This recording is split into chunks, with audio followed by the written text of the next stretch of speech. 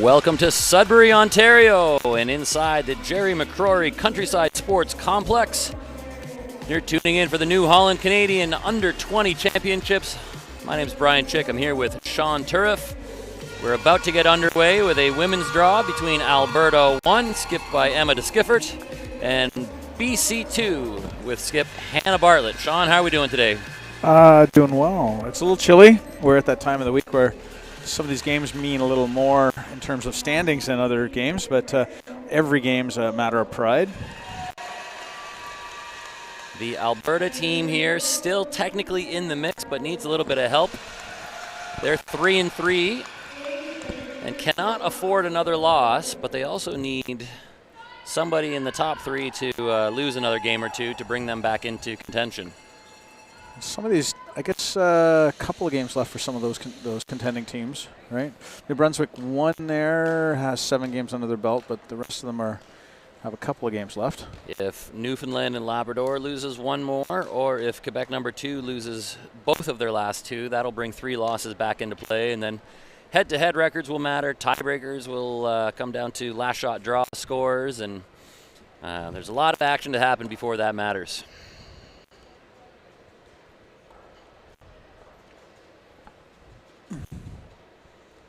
About to get underway here. BC will start with the hammer by virtue of that draw to the button pregame ritual.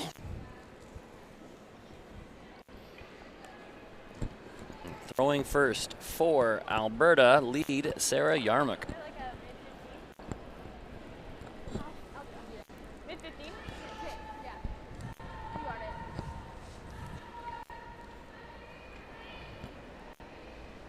For the first time ever, I think, this event is an 8-end affair rather than 10. And so those first ends where sometimes, Brian, I think we saw them just kind of running up and down the ice to save clock and that kind of thing, kind of have gone away. I did see it earlier today, and we saw it in a game yesterday, but for the most part, you don't have a lot of time to monkey around, so teams kind of tend to get right into it. Yeah, we did see it quite a bit. Teams keeping it clean for that first end or two. More than I expected, but like you said, 8 ends, and you get to the meat of the game a lot faster. Yeah, you can't afford to let it get away. In a 10-end game, you've got so much time. You give up a 3 or something in the early first, second, third even. Really not much of a panic. 8 ends, Here's Parker Rempel, the BC team playing out of both Victoria and Kelowna curling clubs.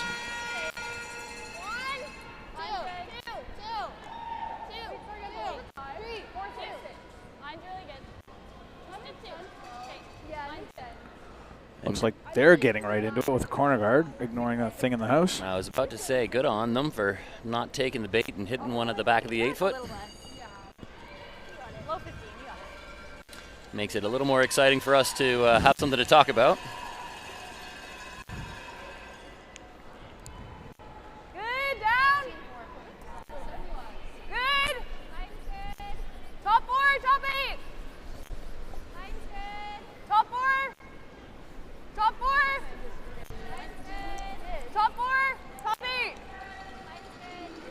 Top 4.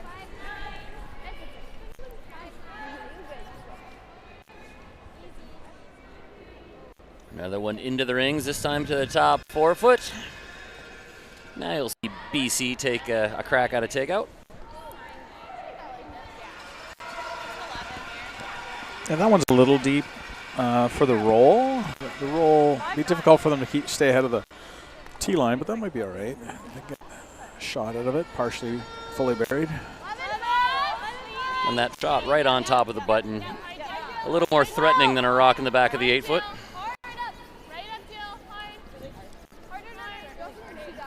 This one's curling a lot. They're not going to get the roll they called, but it looks like they can go the other way. Wait, I don't need to tap my head for this, right? No, I wouldn't. Hey, easy? You got it. You got it. Yeah, the rocks were textured, I believe, Tuesday night. This being Thursday. everybody's had a game or two possibly on with them. Should be used to the added curl now. All the players I've talked to have been raving about the conditions. They love the speed. It's really quick ice, lots of curl if you throw the right weight. And yeah, like you said, the rocks were touched up a little bit, so to maintain the curl. I didn't see anything crazy after they got scratched, but certainly do want that movement if you can get the right amount. Yeah, a lot of the LSD throws, teams are taking, about I won't say a foot, maybe 6 inches outside the edge of the 8 foot, and it had been creeping in early in the week, Monday-ish, and so with the touch, it kind of brought them back to that 6 inches outside. I did see in this LSD they were taking a little less than that and getting close to the center line button. So if anything, maybe the rocks are flattening out again already.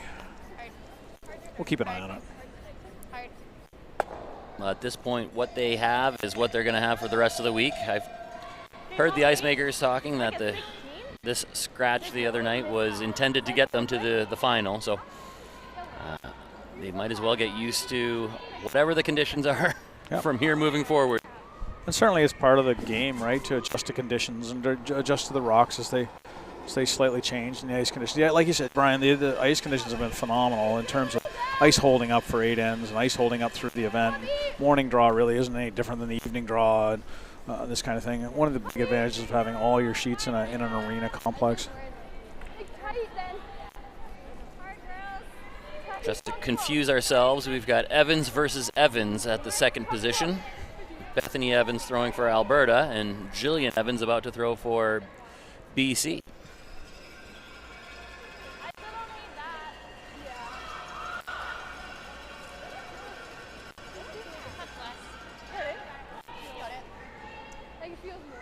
You see that angry panda on the shoulder there. That is the mascot of the University of Alberta. 2 of these Alberta players are students and curling in that program, and the other 2 are still in high school, grade 12, but Are you 5-1 or 1-5? wouldn't be surprised if they ended up at U of A as well. Jillian Evans makes the hit, rolls to the center line.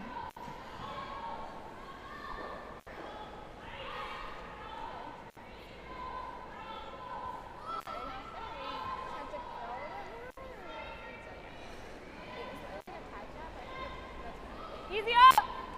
Easy up! Alberta indicating they want a little hit and roll here. If they can spread these rocks out and prevent a double, then they can possibly force BC. Really want to keep this shooter around.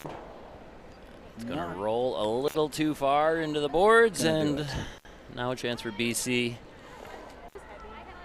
Still looking for that roll off the back 4. I know. I feel like a lock-in. Relatively low risk, I think, even if I agree.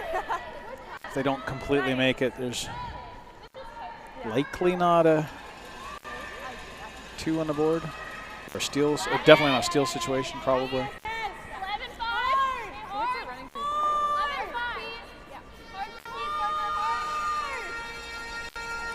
This one curling hard. Crosses a face, will make contact, but also rolls out.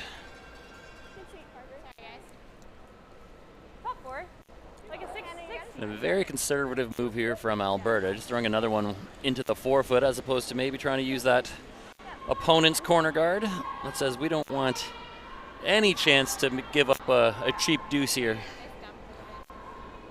I'm a little surprised they're peeling it.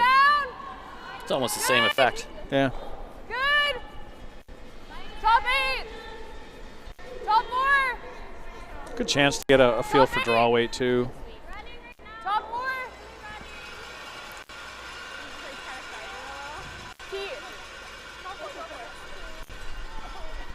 We've seen all week these draw weight times, hog to hog, are 15 is going to be too much weight. So you're looking for something closer to 16, maybe 16 and change to get to the 4 foot. 6-2, really good out. And that is quick. I saw a 20-second guard the other day.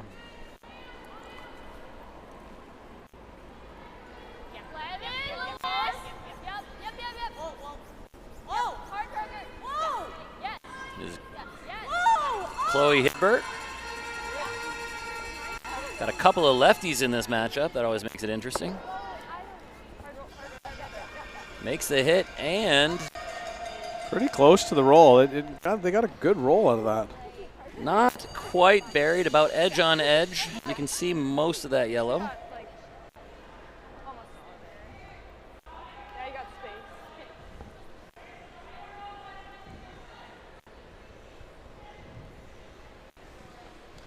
Alberta not going to leave it in play, not going to play anything cute to it, just going to try and get rid of it.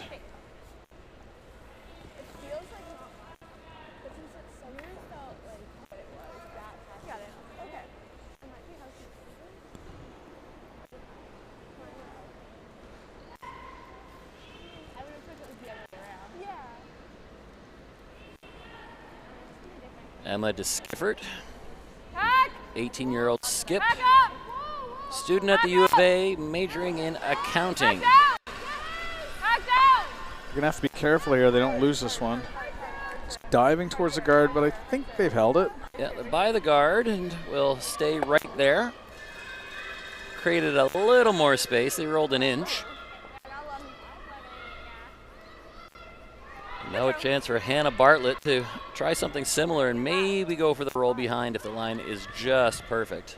So we need way more ice then.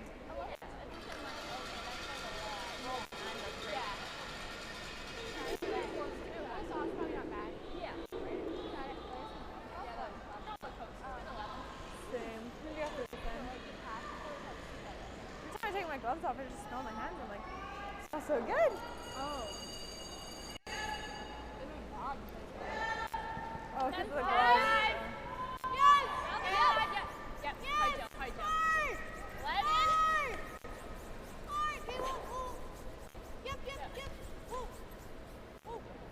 Ooh, just flirts with that guard. Some good sweeping there, but boy, a bit of a bold sweeping call. They didn't go hard on that, and not much room around the guard. Watch as this comes around. Whoop. Had an inch to play with, but they do get half a rock a roll, so this thing now is about half buried. You can still get it, but it definitely looks a lot harder than the last one. Yeah, well played. Well called and well swept.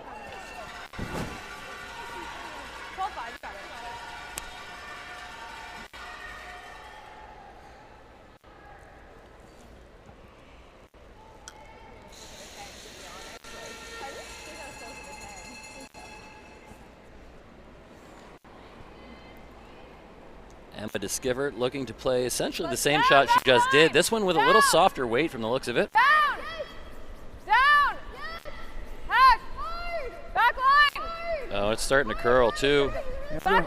They're holding it. She's going to be really close. Gonna sneak it by the guard. Really close, And my. they do. What Good. a shot. Holy. There was less room between the guard and that one than there was in the previous one. I didn't think there was any left in the previous one. Nice throw. Really good. Whoop. Whoop.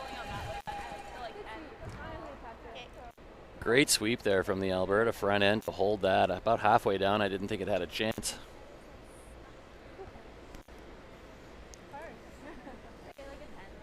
BC here probably looking just to peel this out, just to blank the end and try again in a second. So Hannah Bartlett, the biomedical engineering student at the University of Victoria. Looking for a straight peel here, make the yellow go away, make the red go away, and make the yellow go away.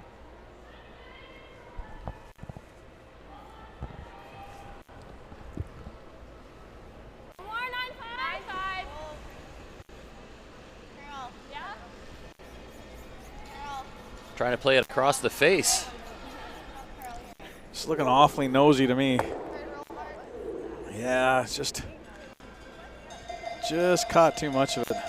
Yeah, I don't know if she must have got that started or something, because they gave up on the high side peel pretty quickly and trying to carve it across the face to the low. So the sometimes call that the junior force. Make a peel and they bonk it.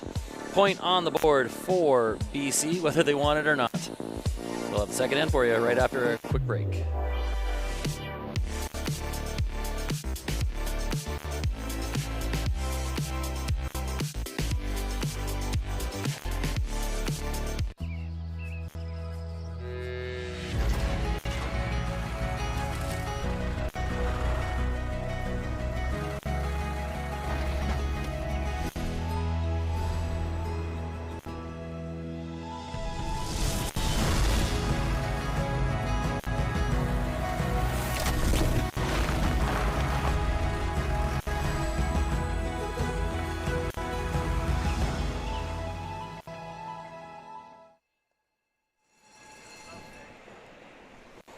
So a bit of a break there for the team from Alberta. Got the force whether they meant to or not. And sometimes that's just how it goes. So Alberta does have the hammer here. Starting the second end, Parker Rempel throwing lead for BC.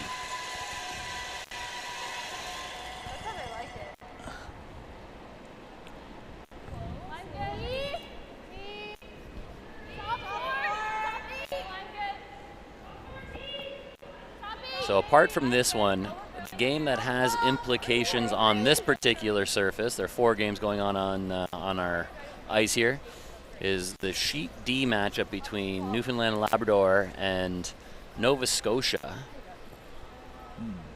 Nova Scotia is undefeated at this point, and Newfoundland and Labrador can't afford one more loss, or that will bring 3 losses back into play for everybody else. So we'll try to keep you updated on that one, and I'm sure some of the Alberta players might be peeking over to see what's happening on Sheet D.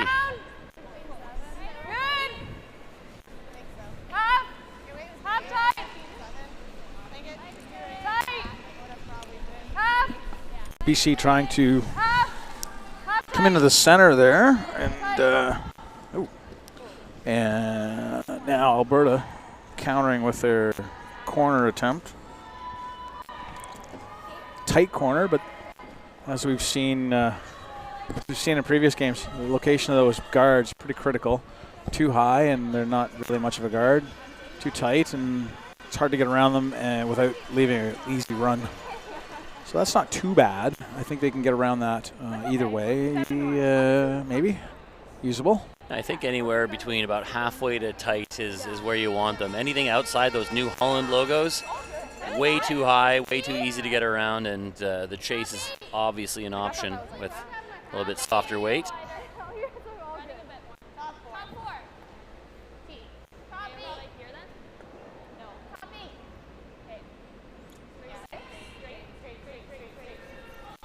B3, BC lobbing another one right into the 4-foot here.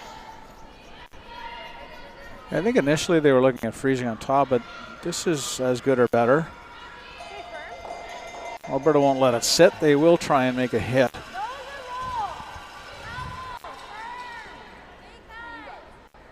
As I said earlier, 4 games on this pad, but there's another rink just on the other side of the building with 4 more games going on. Every draw, 8 games. If you're curious about scores or schedules or standings, you can check out curling.ca/scoreboard.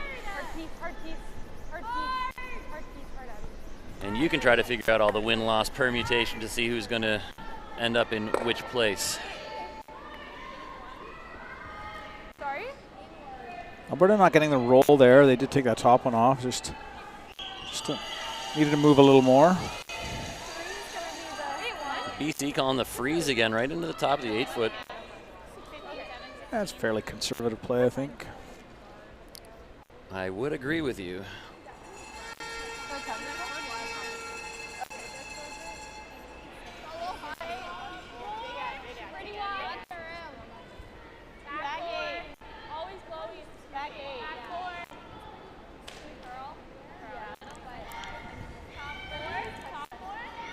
This has a long way to curl. They're trying to carve it over. Look at a little chip off the red guard, and now right back to the middle. Line's not bad. Just needed the bounce. Yeah, it's a little bit further over. The first one was on the other side of that one in the 4-foot, but this one's on the center line side, so it does give Alberta the opportunity to hit and roll. It gives them a better opportunity. Let's say they're hit and roll in behind that cover. You may be able to get the double and the roll if you throw it hard enough, but either or would be a decent start here.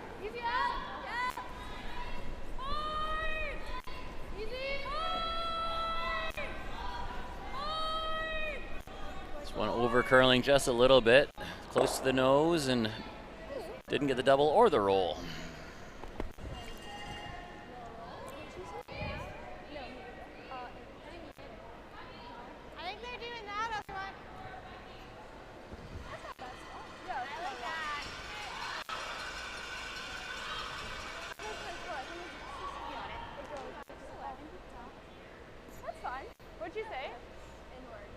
Now a chance for Jillian Evans to make A little hit and roll here of her own. Try to remove the red and maybe take advantage of that corner. I really like the weight selection, Brian. I think they need to maybe take a little more ice. Although that doesn't end up in a bad spot. I think she was indicating she wanted to roll further, but I like that just enough weight to do the job kind of weight.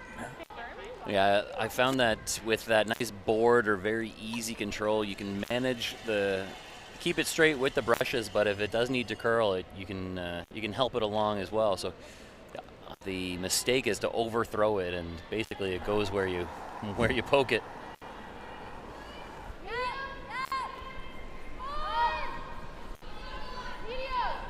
This one close to getting the run back.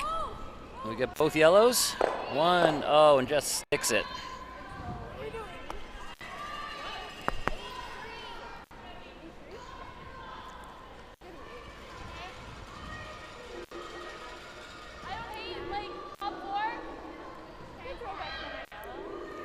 BC now looking to maybe try and apply a little pressure with the draw in here instead of just hitting that yellow one. They hit that yellow one, and I assume Alberta would either try and hit and roll back, or they would draw in, probably hit and roll back. Yeah, they're going for the conservative steal here. Try to throw another one in, and if you get a break, you might be able to sneak a steal out, but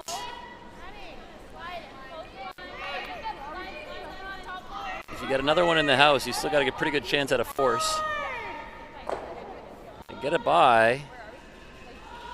You don't want to leave this too deep, because now there's a little in-off double. Yeah, it's just a rock too deep, maybe a rock and a half too deep. Yeah, if that's on the top of the button, it's really good.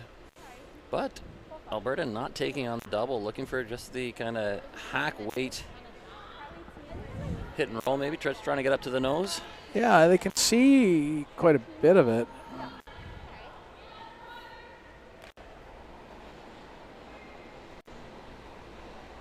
Guard's pretty tight. Expect they could get to nose of it. I'm not sure they could over curl it, but they can definitely get to the nose. This is hanging on wide though. Has to sneak it by the top red first. Okay, they're by that. I think they were trying the plan B, maybe a wick and roll in there late, but yeah, just plain wide there, I think. Yeah. It wasn't bad weight. It was only kind of bored. So less ice?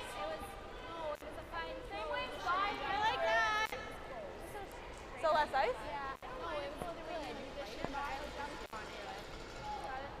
Or just cleaning it? Even 60 less straight. Huh?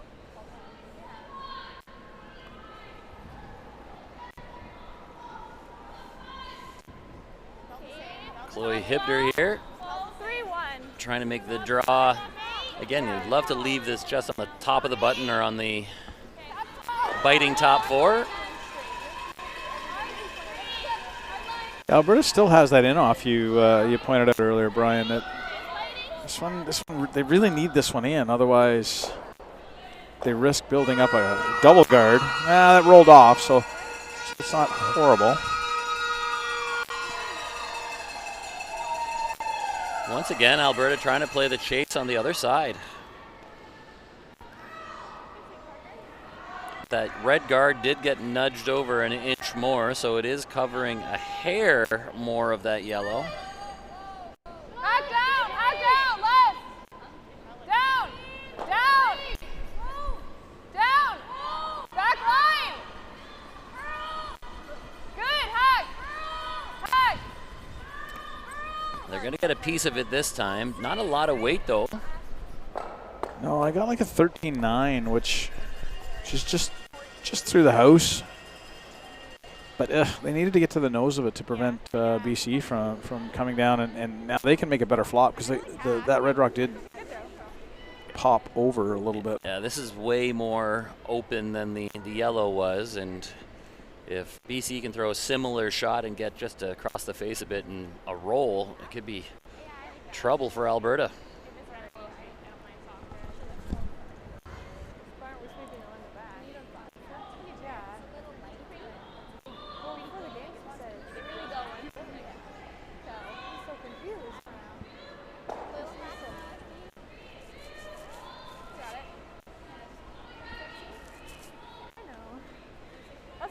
next to him.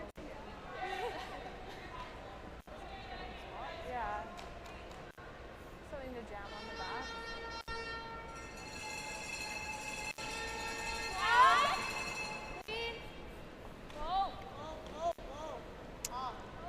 Might have popped this one a bit, Brian. It's starting to come now. Again, it's that nice control weight. They will be able to work this over a little bit. Gonna get to the nose. Are they gonna get across? Not quite. Really good weight selection again, though. I like that. I like that quiet, just enough kind of weight.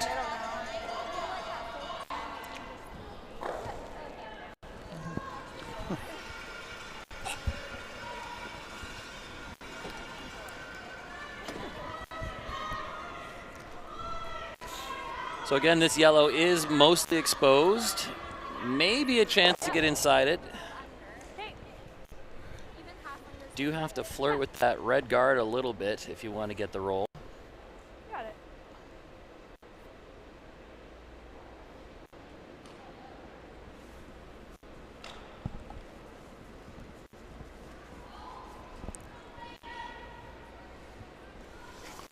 The good news for BC is that yellow rock is at the top of the house. It's relatively short for a run.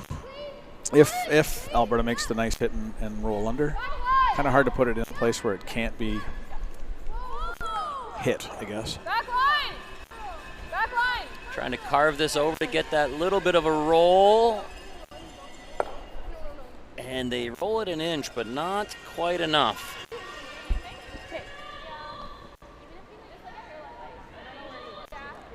These ones are a little tricky because the ideal shot is taking this one out and, of course, keeping the shooter. But you might be inclined to throw a little more weight, run a little straight, not get enough of it.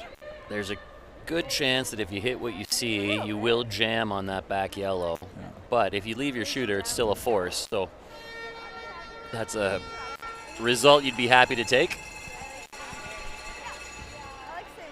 So I expect to see something very similar to the one they just threw.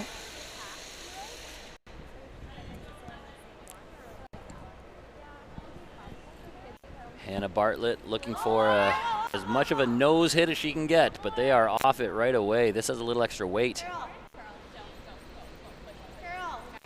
Plan B, just pick this right over the top.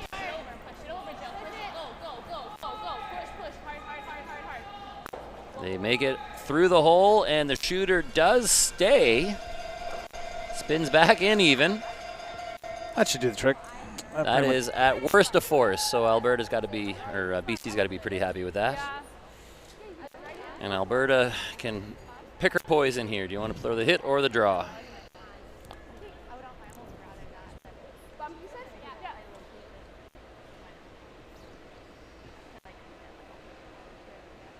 I've seen this side of the sheet run a little bit, Brian. It's been a little bit straight with if folks aren't careful with their weight. Get it a little up and get it a little out, and this side runs a little more than the other side, so Alberta's going to want to be careful. Based on what we've seen so far, both of these teams are actually really good at playing the softer weight control kind of stuff. We have seen teams just get in the hack and wing it, but I don't see that tendency from these two teams. Bump! Bump up! Bump up! Bump up!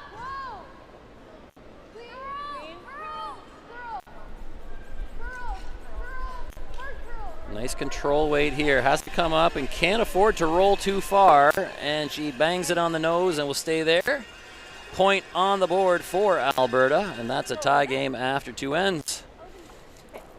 We're going to take a quick break. We'll be back with the third after this.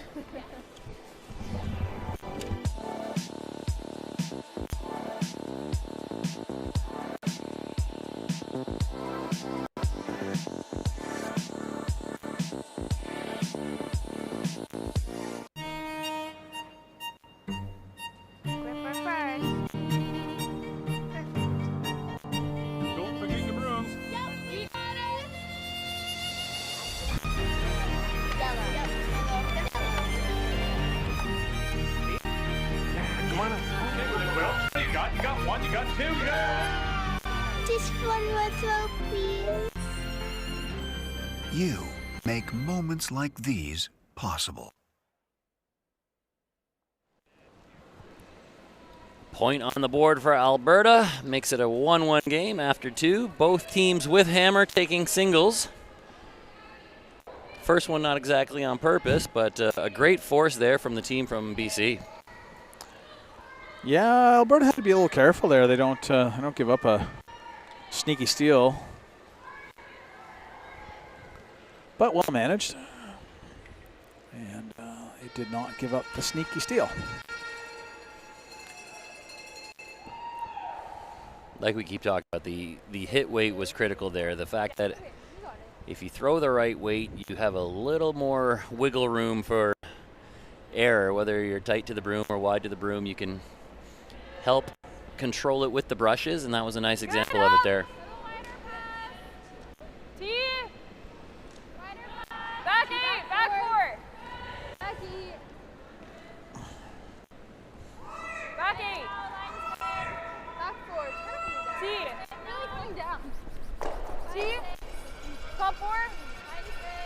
Easy. Alberta just looking to go top 4 here. Wow. Don't expect BC will pay much attention to this, and No. I'm completely wrong. As soon as you make a guess. Nope. Maybe we're just very wrong. I have the unique ability to manifest the exact opposite thing of the thing I say. So, kind of expected they might throw a corner guard here, but maybe odd ends. Thinking 5, 6. Well, the interesting is they threw the corner in the first end, but this one they're hitting. And sometimes you will see teams make that decision based on where that first rock is placed. This one's in prime position on top of the button, so they don't want to leave it there. If that was maybe in the 8-foot or it slid deep, you might have seen the corner. Okay, 11, 5. Yeah, you got it. Oh. Okay. Alberta, of course, not willing to just let that sit, so they will Pump up. tap this out. Easy. Sarah Yarmuk looking for a Easy up. nose hit with Easy up. easy weight. Yep. Easy. Yes. This side is the curlier side. They're getting a little movement, but not anything they can't manage. Nice pop to a little bit more to the center. Yeah, you will see teams with their own version of hit weights, however you want to label them. Some will call it control, some will call it easy. Jeff Stoughton famously had nice weight. Tyler Tardy used to use minty fresh. Minty fresh. Those are two different ways. They're minty and fresh, where control and a little bit more. The important thing isn't what you call it, it's that everybody knows what it means.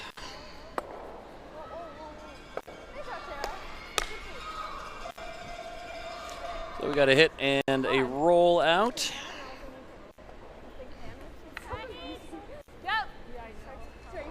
Yeah. Tight. You got it. Should feel pretty slow. Bethany Evans, another lefty. Yeah. Like a 17? 17. That Too young- is too young. fast ice.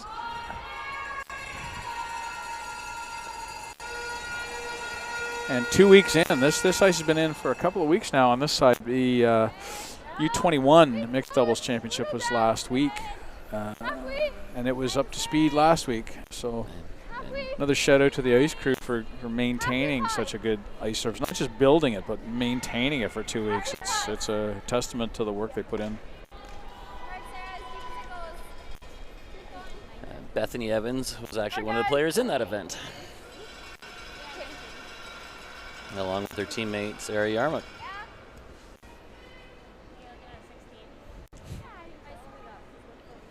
Not on the same team. Yeah, I was thinking that. Sorry. Of the 8 teams in the event, 4 of them were from the University of Alberta program, Back 4. all out of Edmonton in the Saville Center.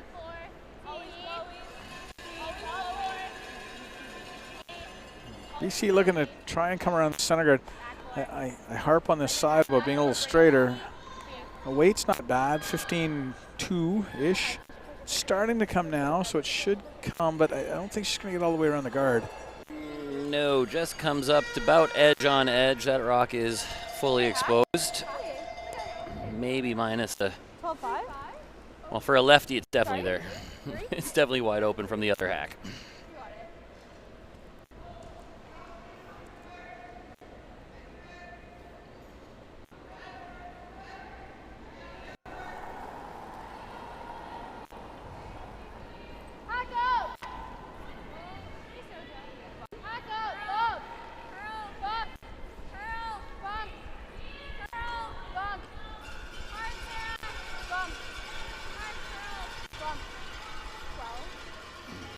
They'll hit and roll away ever so slightly. Edge 8 foot.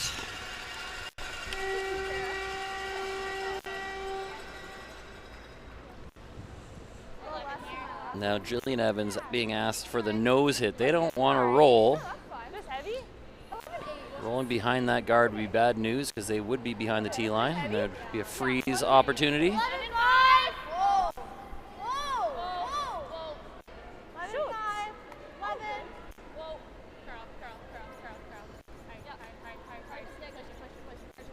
And she'll get a piece, but not enough.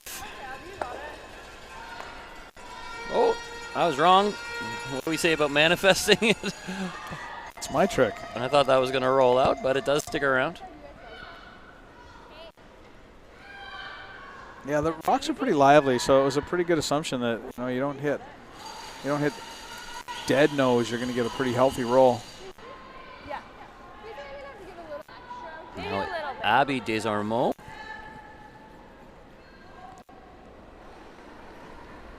The 18-year-old, still a high school student.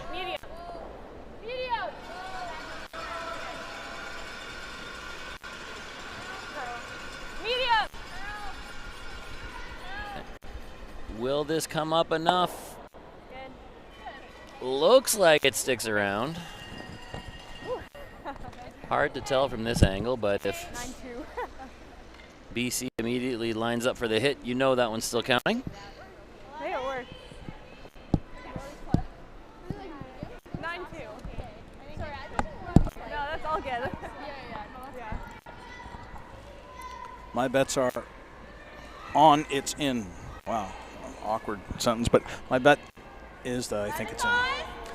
Yeah, like I said, they wouldn't be hitting it otherwise, but also just the way it rolled and kind of had a little extra finish back towards the rings. This one has a little work to do, but she's got a long way to roll. She can afford to.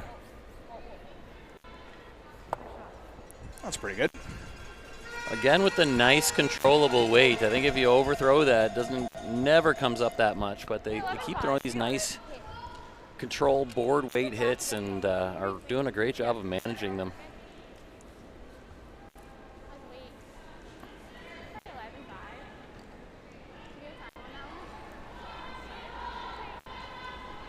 Bump up. Bump.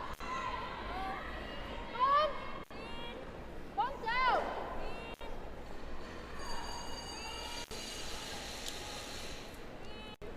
Bump down. And another nose hit from Abby Desormeaux. 11-9.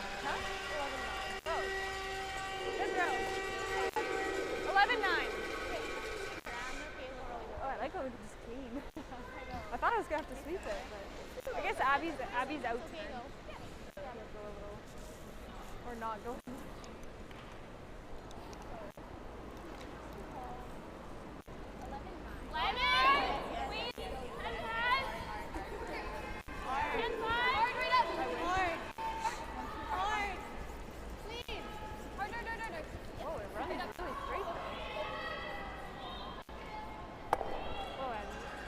Chloe Hidbert makes a nice little hit. Rolls it back towards that center guard, but it's still wide open. Both teams relatively tentative here in the first few ends. Not wanting to get anything, not wanting to let anything get away from them too early. Yeah. Having a peek over at some of the other sheets where there's 16 rocks in the 4 foot, we have not had that kind of play yet. No, either side of our sheets, sheet B and sheet D side, both of them have tons of rocks in the middle. And occasionally you get that.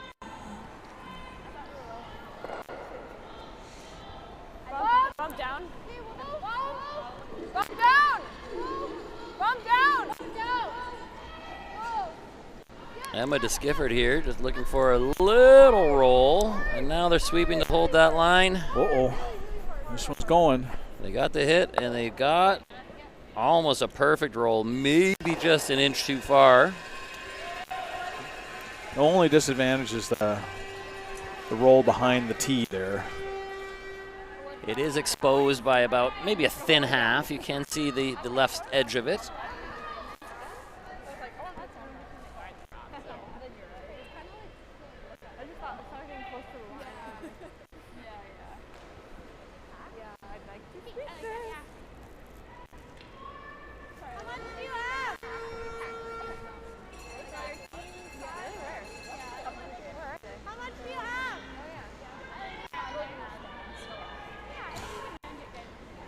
BC was feeling in a gambling mood. They could draw down to it, but not willing to take that on this end. Looking just to pop it out of there and force Alberta to do something different.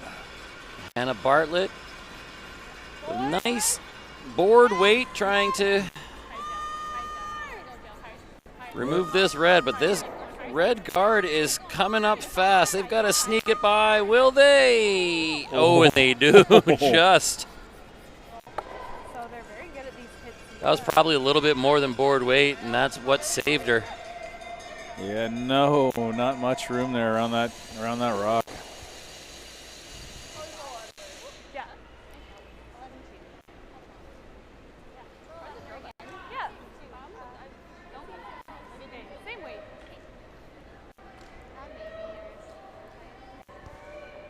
Alberta probably would love the roll back under cover.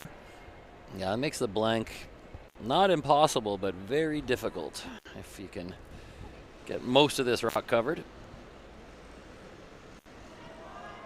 Again, they'll still be behind the tee line, so the draw would have some backing hypothetically. Bump! Bump down! Yep. Bump down! Hard. This one taking off a little bit. Yeah, this one curling a lot. She'll get a roll, but will it be too much? And out the other side.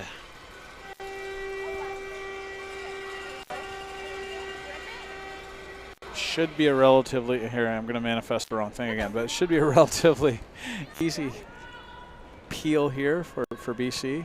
Not jinxing you, ladies. I promise I'm not jinxing you. That deep in the house, half a rock, and life's good. I agree. It should be very makeable for the blank. Pardon? You want to like hit it to the side? Yeah. I think we go now, right?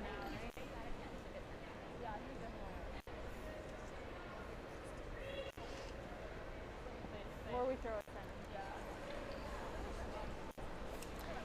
then. Hannah Bartlett with her last of the third, looking for the blank.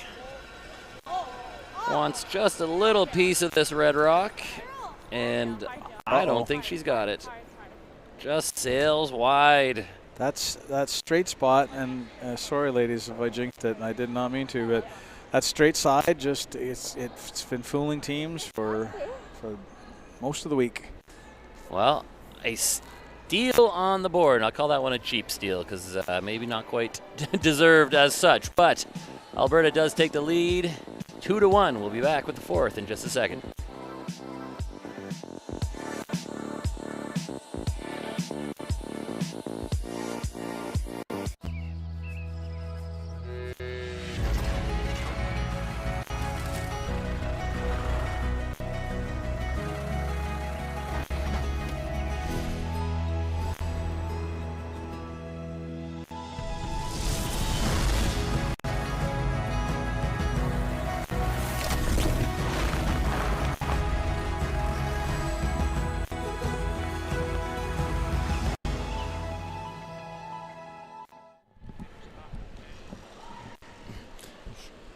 Sean, you're going to have to stop talking because I think you're bad luck for these girls. Yeah, I'm bad luck for both teams. I think every time I make some kind of assumption, exact opposite happens. So a little bonus there for Alberta. Let's see if they can keep that momentum going. I think it's similar. BC can hopefully shake that one off and get back to their own game. They played a great second end coming this way, so if they can match that in the fourth, they have a chance to put a couple on the board. Good up!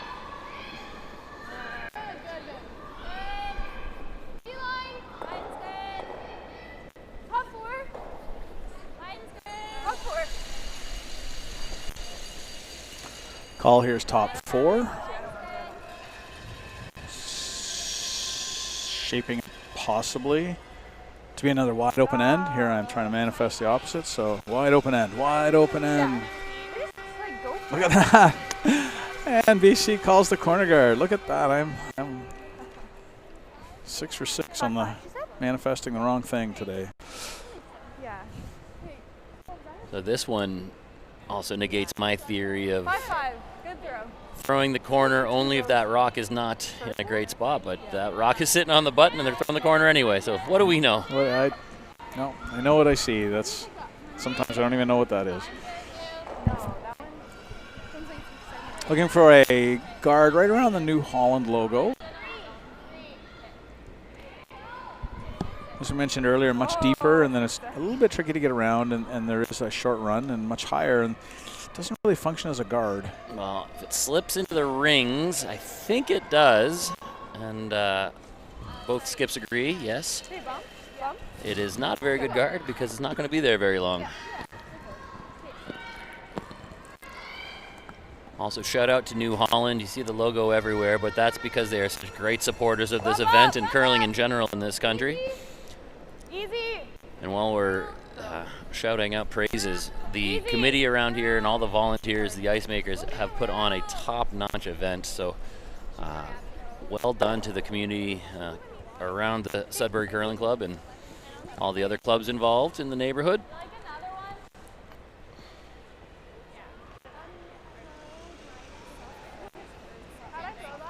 So BC does get a little break there. I think Alberta would have preferred to have hit and rolled inside as opposed to leaving corner shrapnel out front. BC just going to look to add to it here a little bit and get a better position.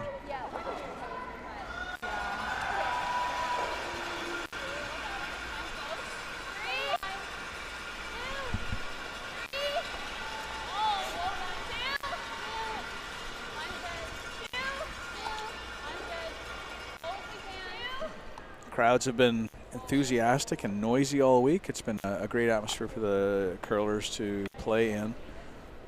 Yeah, and I think the kids love it. Yeah. Kids, I mean, some of them still look like kids, but a lot of them are right up till 20 years old. So, but yeah, all the athletes really enjoy the atmosphere, the noise. It really creates a lot of buzz, and it's a fun place to play. They like a 7. The arena peppered with flags and signs and all kinds of festive kind of cheering, fan appreciation paraphernalia. It's just like the hotels. For those of you who've never been to an event, the teams have a bit of a tradition of decorating their doors in the hotels with provincial stuff.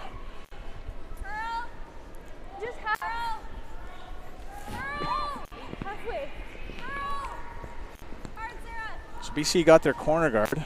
Alberta now looking to put up a center guard. And they do a pretty good job of covering that one on the button.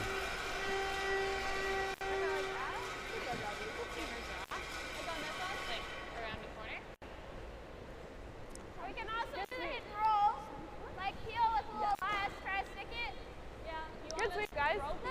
Really good. What was it? Oh, that's really good. Yeah, you really moved it at the end. Did she say anything? No. A little discussion there about whether they want to just straight peel it or hit and roll something. I think you can kind of get away with a run back peeled kind of thing. Yeah, I think you take on the run, and if you don't make it perfectly, you're probably going to roll away like this, I think. Or if you do that, yeah, so it was either you make the shot and pick the one off the button, or you just miss enough that you roll out of the way. But I think they would have liked to roll a little bit more out of the way, because now this one guard doesn't have to be as precise. Yeah, I don't mind that too much. There's lots of rocks left to come, and that rock, because it didn't roll, it didn't create a stagger. You can run now. You can run yours in, so that it's not horrible. You expose the red rock, so Alberta can't leave it exposed, and you've got a runner if you need it. Of course, like you said, they're going to probably try and Christmas tree this. If they do, then BC's got to make a decision. I think right now BC's priority is getting that rock off the button, no matter how you have to do it. It's nice to, play your own game, set up your own end, but at some point you got to deal with that one.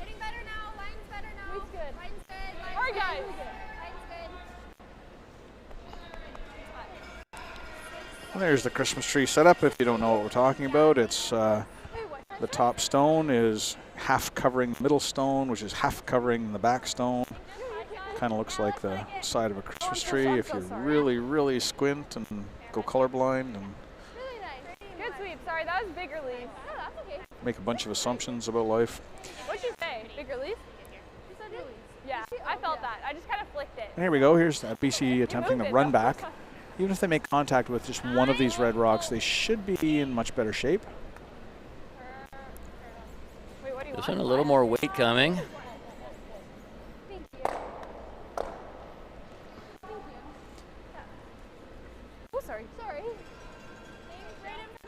But now Alberta's just going to keep lobbing up guards. Tight, I think. Feels pretty quick here. Yeah, I think they really want to make contact with something in the house there. Yeah. They just undercurled. Maybe a 7-5. little more weight than they wanted. Maybe they got a little outside on that. Yeah.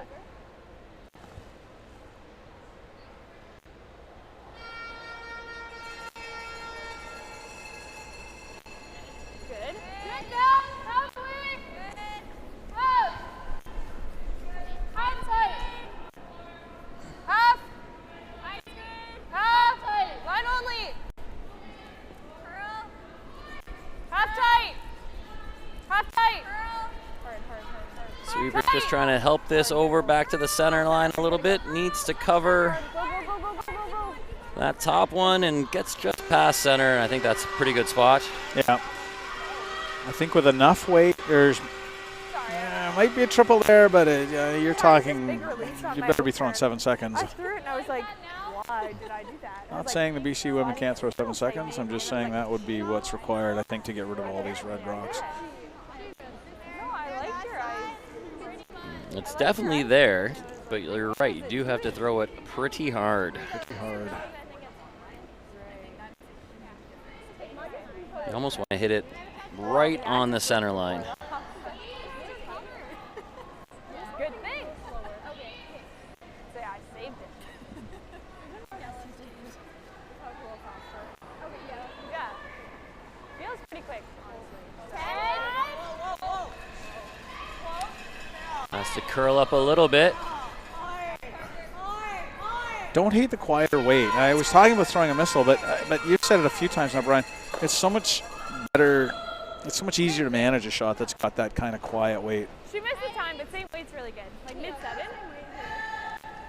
Might be quickening up a little bit, but. They do just get the center, but that's okay. There's rocks to come, a few rocks to come, and center's open. It forces Alberta to put something back that'll be useful. So in that other game we were talking about, Newfoundland and Nova Scotia, Top a line. big 5 on the board for Newfoundland in the Top line. third end, Tight. and they have opened that one up 6-1.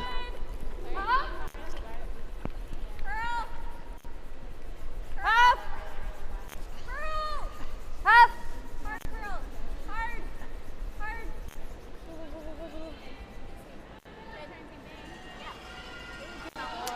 Good guard back there by Alberta. A little bit higher up than the previous one, so making that run back just a little bit harder. That rock on the button is fairly accessible right now, and I'd be half tempted to maybe chase, considering this might be the last good look you have at it.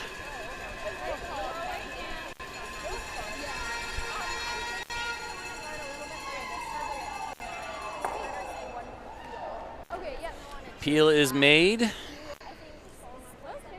Me too. But I think you'll see that guard go back up one more time. Yeah, to your point, Brian, I think they can make a dual functional guard here if they're a little bit cheaty on the, let's see, on the sheet B side of the center line. They can cover most of the rock in the top 8 to prevent the run back, and they can cover what you can see of the rock on the button. Yeah, It's pretty precise. But I agree with you. If you can bring it fairly tight to the rings and get just across center, that's pretty good at taking away most of the threats.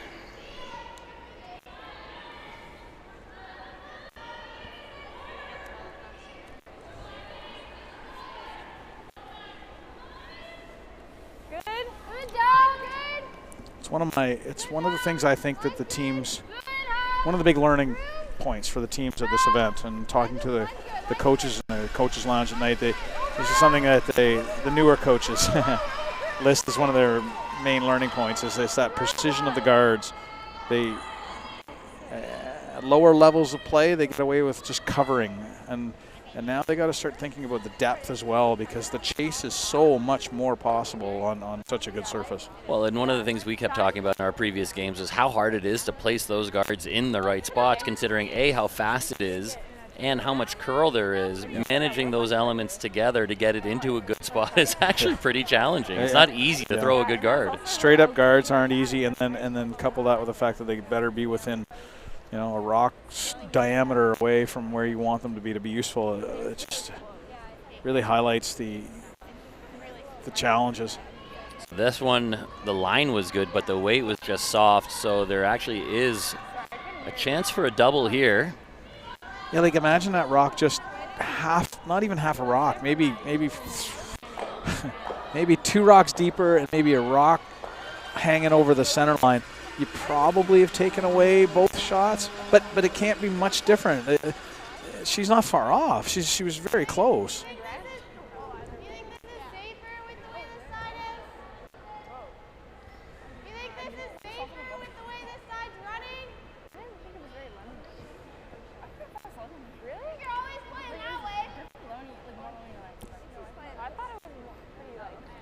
If they didn't play it on the last shot when it was actually mostly wide open, I wouldn't take it on now that it's more difficult, especially when you can make the double here. Yeah, and that side is, I find that side's, again, be the straighter side.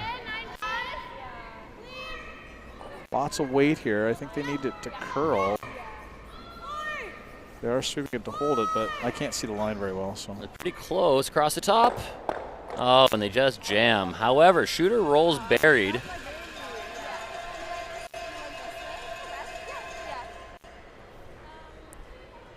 Yeah, if they hit a little bit less of that, they might be able to send it across the top. I don't think you could ever curl up more than that, considering they almost got near the guard already.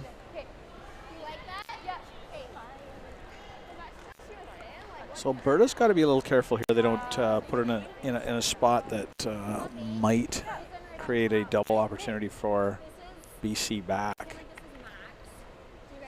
This is that I find to be the straighter sides, but with the right weight, they can get the finish to come in here. So we'll see how it goes. And they did throw a rock down here in their LSD, so they should have a sense at least. Yeah, that guard is pretty high. You don't even have to get too close to it to be buried here, even if it is the straight side. And this is more ice than they took in the LSD. Ideal shot here is basically frozen right on top of that top 4 rock. Good down. Good up. Back 4. Back 4, back 8 is not ideal if you chip and make a little pocket here. Back 4. Back 4. Doesn't look like back 4 to me. 15-3 should be just a little bump.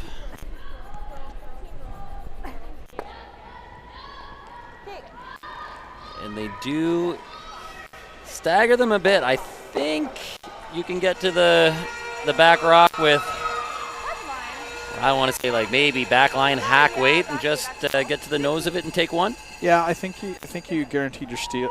You guaranteed your force with that shot. You're guaranteed the force. You may get a steal out of it, but BC does have the opportunity here to come around. Yeah, BC can make a good one here and sneak out a point, but it's not an easy shot, but it definitely is makeable.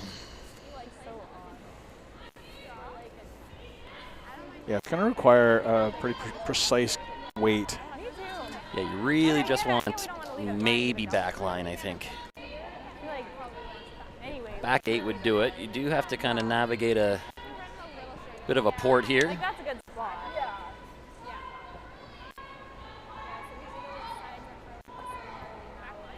Big shot here for Hannah Bartlett.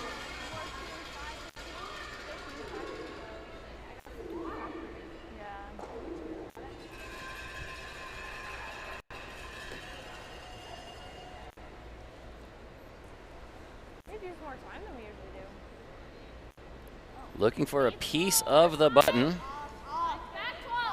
Looks warm out of her hand.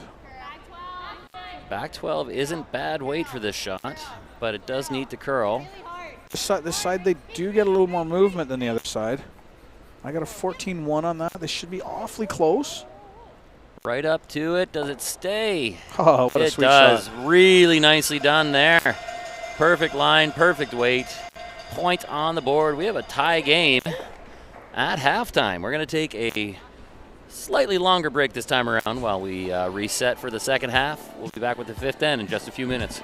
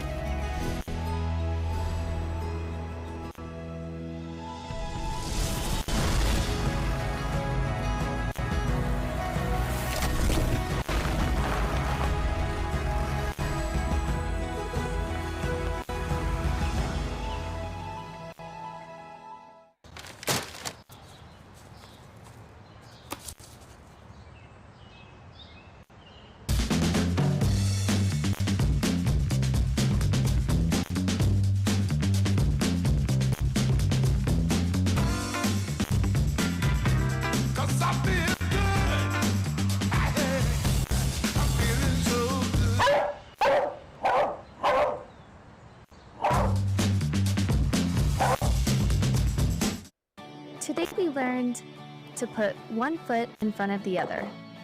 That with a little hard work, great things will happen.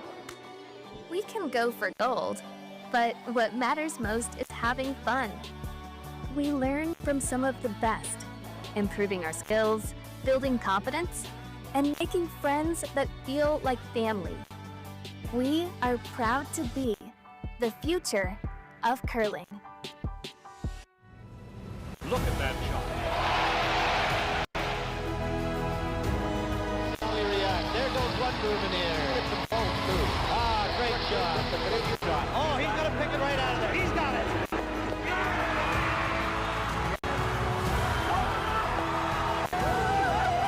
Is what you need to become the Canadian.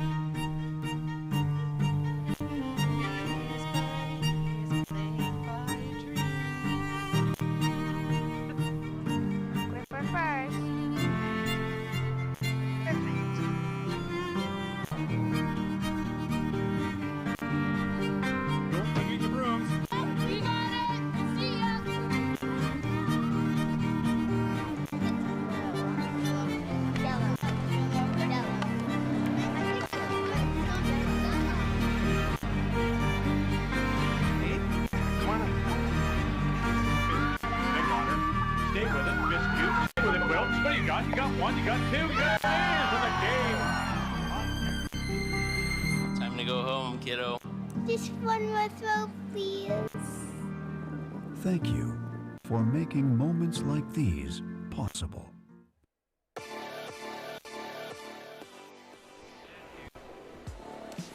Well, we've seen a lot of things taking shape, but somehow not quite working out, and singles on the board all the way across. Both teams have had their opportunities, but it's really come down to one shot here and there, and we got a tie game. Sean, thoughts on the first half? Yeah, both teams seemed a little tentative.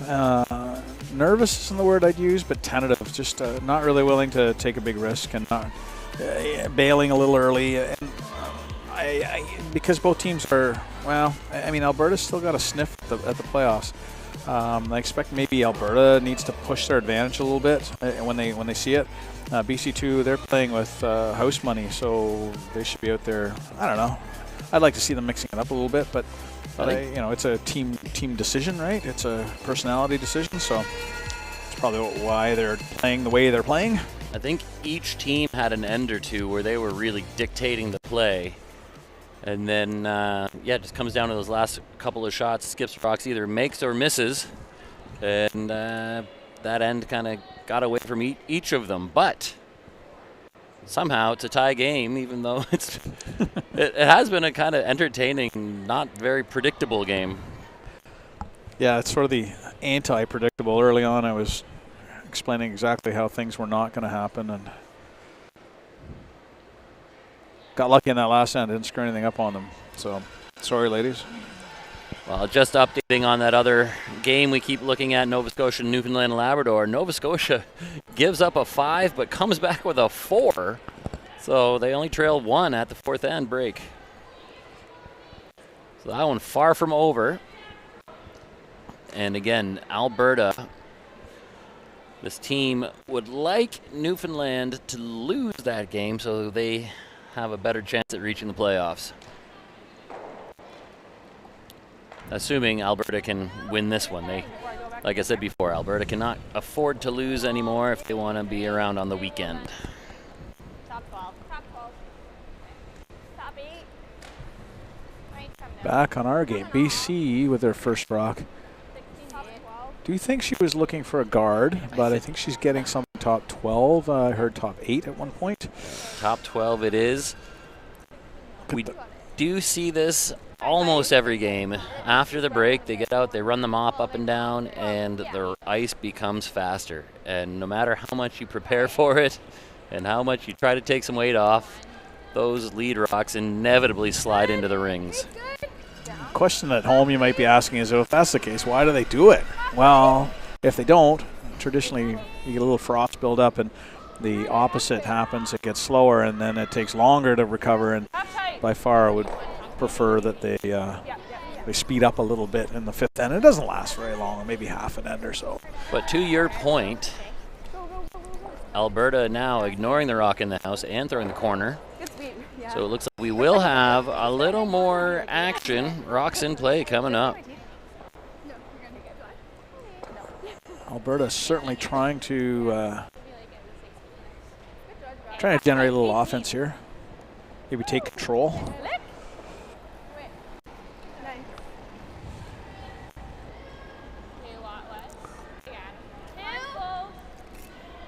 Under the rules here, I tend to try to explain the rules for those of you who might be tuning in the first time. Curling rules are curling rules, but at this event, of course, every team has a coach, and they're playing to a time clock. Each team gets 32 minutes to start, 32 minutes of thinking time. They have what we call coach interactions. They do not have a timeout, so the clock is never stopped. Coaches have one interaction per half, and what that means is they can call an interaction and talk to their team while their clock is running. That interaction is not meant to last more than 60 seconds, hence the extra 2 minutes, because they get one in the first half, one in the second half. And so they can talk to their team like a traditional timeout, except the time doesn't stop. And they're also allowed to talk to their teams when the other team's clock is running. So that's a big advantage, because coaches can now help untie knots a little bit as the game goes on. Because they can only talk to their teams when the opponent's clock is running, they can't really call the game, which is what we don't want anyway. I don't know what to do. Really all just around development and coach feedback in the moment. And it also matches with the World Curling rules, so that's the other advantage. Yeah, that change, the talking to the coaches while the other team's playing, that does come down from World Curling. And that was a bit of a surprise to me because for the longest time, World Curling did not necessarily want the coaches to be involved at all. They thought that it slowed the game down, and they thought that it should be about the players. Meanwhile, you'd have coaches sitting on the ice freezing their butts off for days at a time, and they're only ever allowed to talk to the team for 60 seconds during the game. So this way, they found out a way to not slow down the game at all by using the other team's clock. And the added bonus here is with these coaches' interactions, you still get some real-time feedback on your shots twice a game if necessary. Yeah, and from the coaching point of view, that your ability to talk about a situation in the moment is so much more impactful. I sat through countless post-game meetings where the conversation might go towards, remember in the third end where we had that guard put up and you, nope. Yep. Don't remember that at all. That was 2 hours ago. You go back to the hotel, you draw it all out on the diagrams, and you just see eyes glaze over about what I don't know what we're talking about. No.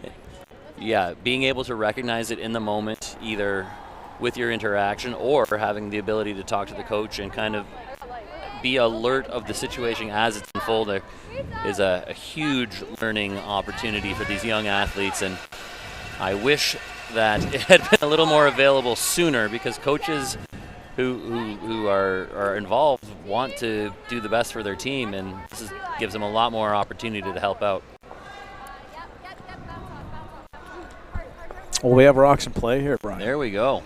Lots of rocks in play. Some good come-arounds while I was wasting your time telling you about coach interactions. Both teams playing some good come-arounds. Right now, let's see, BC's got control of that top 8 foot, but Alberta has position on them. That red on the button is lost at the moment with the staggered yellows in front. This heavy? I guess we should have gone around.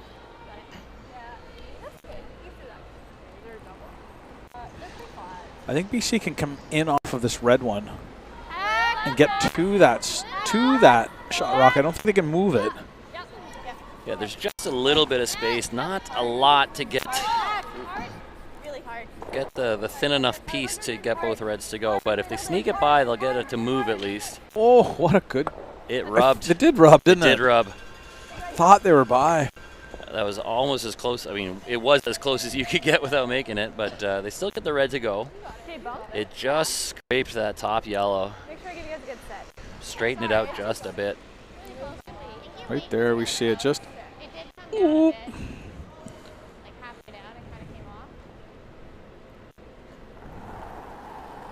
like I said, even if they had made it past, it was never going to make the double. It would have maybe rolled towards that red, maybe even touch it, but it wasn't going to go too far. No, we're not on it. Alberta now trying to get it back into the center. No, guys, we're rolling out. But not flirting with it too much. They roll too close to the center, they set up that double again. So this little flop out is probably the best result. Didn't want to roll quite that far though, because now their fourth shot, third shot. Yeah. But yeah, it's third shot. Not really a factor out there. No, that red rock is full and truly buried, and the two staggered yellows at the front, tough to almost not able to use those.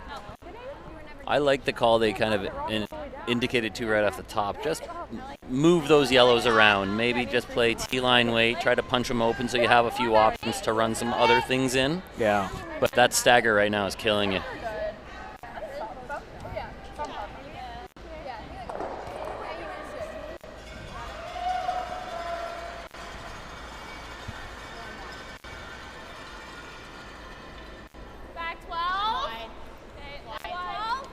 So I think that's what they're opting for. You hear back 12 weight. Just want to move these yellows and give yourself some options. Yeah, keep all the yellow ones in play. Just kind of control that front area. I think they heard you here, Brian. I think they're making your shot. Really nice. That's definitely better than it was. You got a couple of ways in now. Those yellows are lined up. And Sorry. Kind of lined up both ways. yeah, you've got a couple of ways in at it now. That's the top. Yeah. Sorry, what are we doing? Yeah. Nice weight. Thank you. Yeah, probably like a 16. Are you okay? No, you're all good.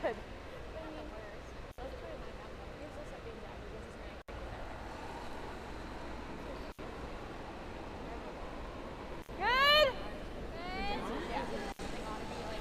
Top 12. Top 8. Top 8. Top 12 tight. Tight. Tight. Alberta playing the intern. Oh, maybe trying, hopefully, to take both shots away. Oh, just sneaking around that guard. Past the guard, but coming up to, you know what, that's not terrible either. No, it kind of half takes both away, or at least it makes both a little harder. I don't think the double run on our right side there is there anymore. But I think if you're BC, you've got to take the crack that they left you on the yellow on the top 4 foot. You've got to make that one now. 6, 7. Yeah, see, I think these two yellows are lined up to hit your yellow. Yeah, I don't love this one either. I think playing it the other way is way easier. You can get lost in there if you hit half a rock, and your shooter rolls over. You could sit 2 or 3 after this. Yeah. I feel like they're going to be disappointed here. Now, You've been wrong before. pretty much every time. So we need a tap, tap, tap. Not great, not terrible. Yeah, I mean, it takes away your run that we were looking at now. Yeah, I think it was way more obviously makeable the other way. And like we said, that was always going to go into the yellow. Yeah, you had to hit that a lot thinner if you're going to get redirect it right back to that red one. However, I did like the soft weight that they didn't whip it. Yeah. And they keep a lot of those yellows around. The bad news is that's a way in for Alberta right now. Back up.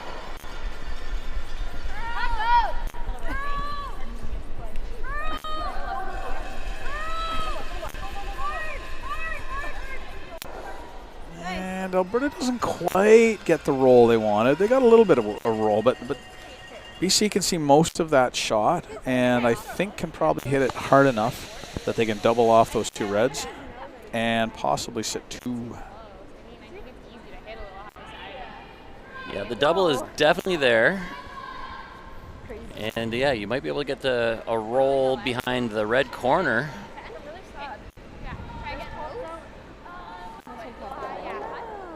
That would leave shot rock on the 4 foot fully exposed, but there's not much you can do about that. You've really got to address shot 1 and 2.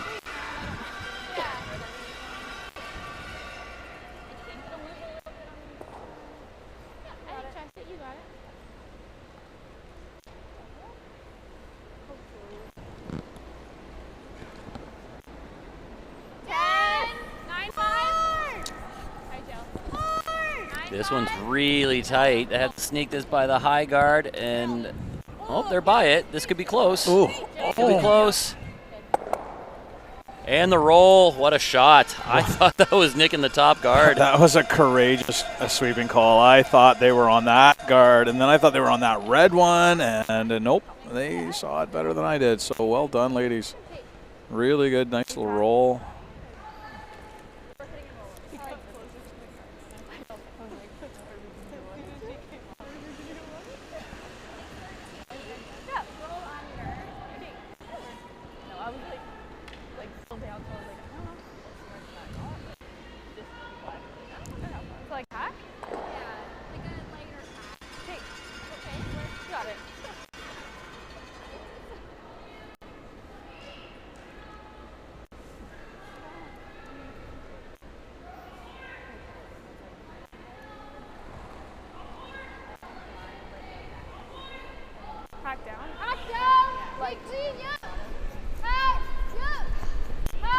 Alberta now with a chance to outturn, unless that was lefty, outturn, hit and roll under the cover.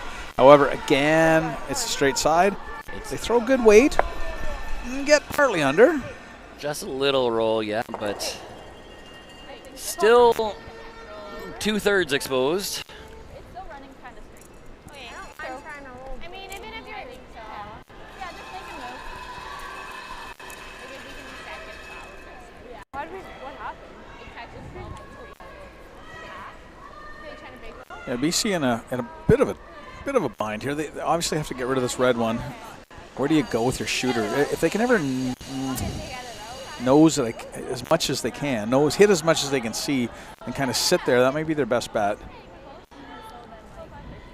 The other option be roll well wide, maybe into the side of that other red, and force her to draw against 3.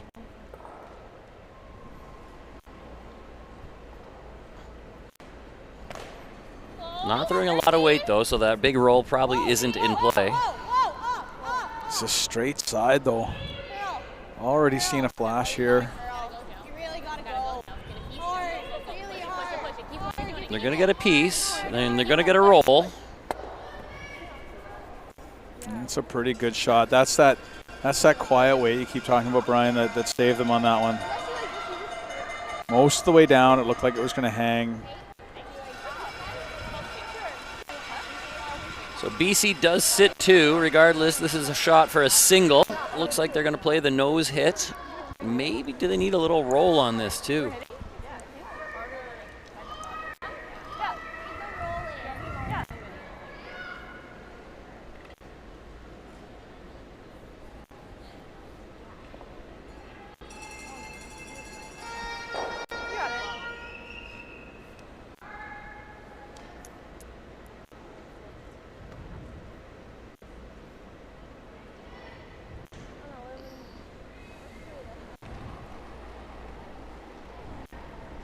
Bump up.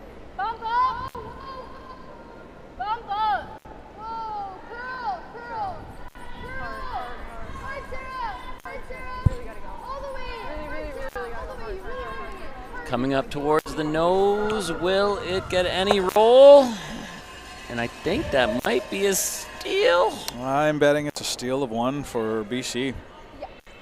They needed that little flop inside. They didn't get it, so a steal of another single. We got a lot of sneaky steals here, the cheap kind.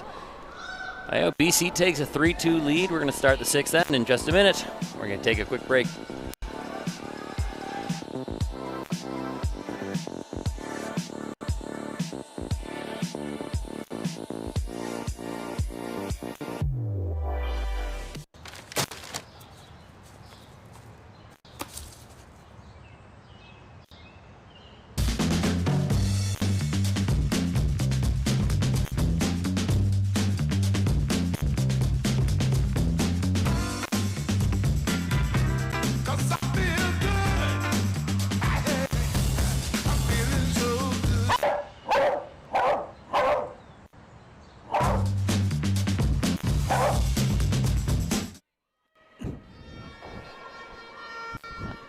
Well, BC, I think, would have been happy with a force there, but they're probably happier with the steal. Sure. That's a point on the board.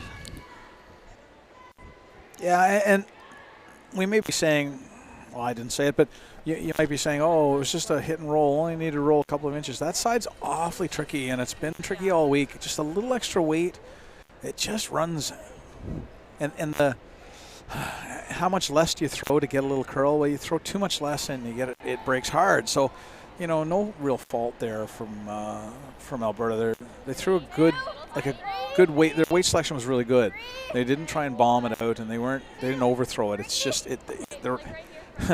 it's just such a fine line between too much and not enough that it's tough to hit right down that side.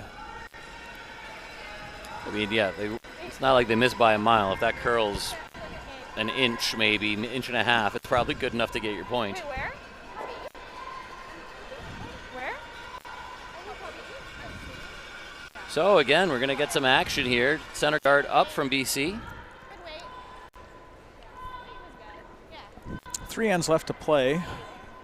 Very tight game, so both teams probably looking at the scoreboard a little bit and saying, okay, well, when I got hammer, I'm going to have to try and press it. Top 12! Top 12!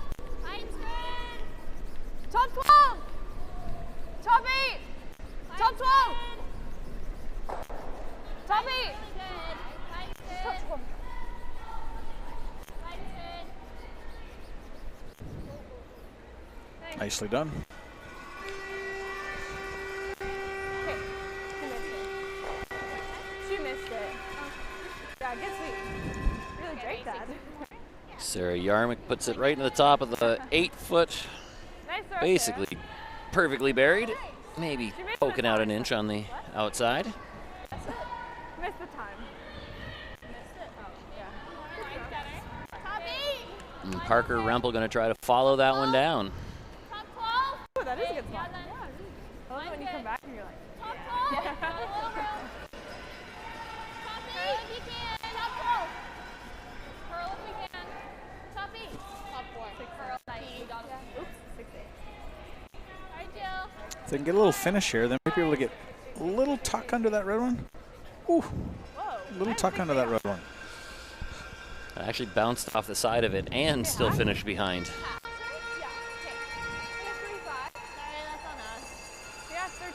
The yellow is about half open, so you'll see Alberta take a crack at it. Yeah, and this is reflective of how much curl there is on this sheet. That they figure they can get a good chunk of this and roll, even though it's maybe half buried. Maybe a little more weight than they would have liked. They're maybe going to get just touch it. Yeah, just not enough. It was probably overthrown for the weight they asked for there, and as a result, does not curl up. Yeah, and the tough part of that is it actually pushed it under that red one just a little bit more. That's okay.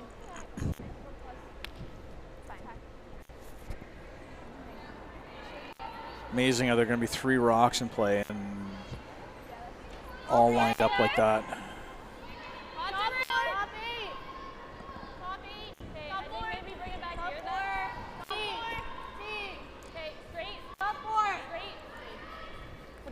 Now BC wants to be careful here, though. They don't put it right in a spot where it gives Alberta the chance to get at that rock that was just pushed under.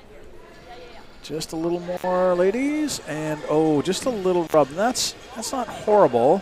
Would have been worse if they'd stopped short. A corner freeze on that yellow would have been terrible. Yeah. However, where it ends up, not bad. Not quite in that Christmas tree situation as we talked, but edge on edge makes it really hard to get anything under it. Okay, 13.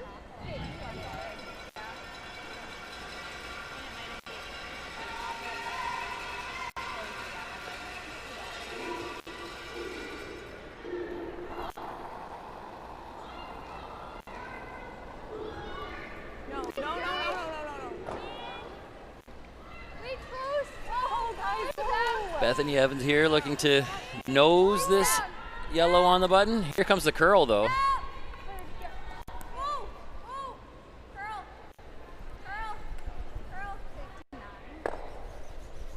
Once again, really good weight selection. Just, not even hack probably on that. Brought the sweepers into play. They were able to get it to a position. They didn't get the roll they wanted, but they had a better chance of getting the roll with that weight than they would have with 10 feet more.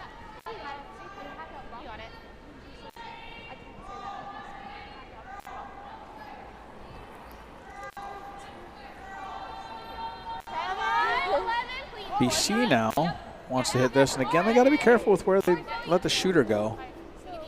Dead under would be okay. Away would be fine. Nose would probably not be anybody's first choice. Just a little flop away. However, I think you can go into the side of that other yellow maybe. Sorry, I missed the weight. Okay, I think we're rolling under. Not going for the double, just looking for a little roll under. Are we sorry, I missed the call. We were trying to roll.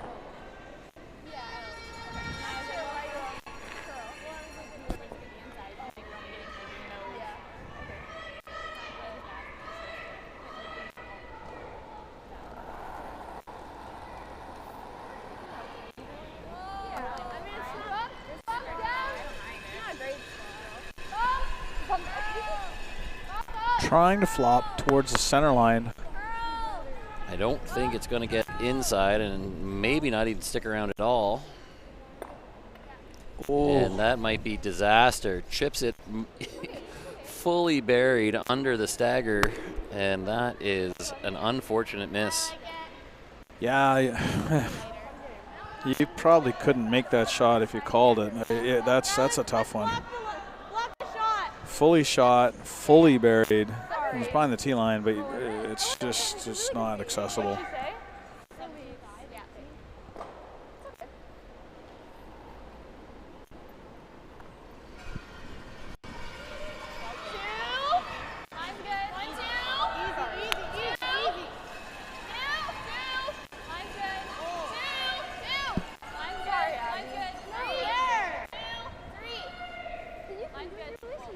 BC now really just gonna try and close off the scoring path. It's pretty tricky with the amount of curl. We just saw a couple of straight shots down this side, but as I mentioned before, if you're throwing draw weight, you will get the finish. It's more weight sensitive than just straight.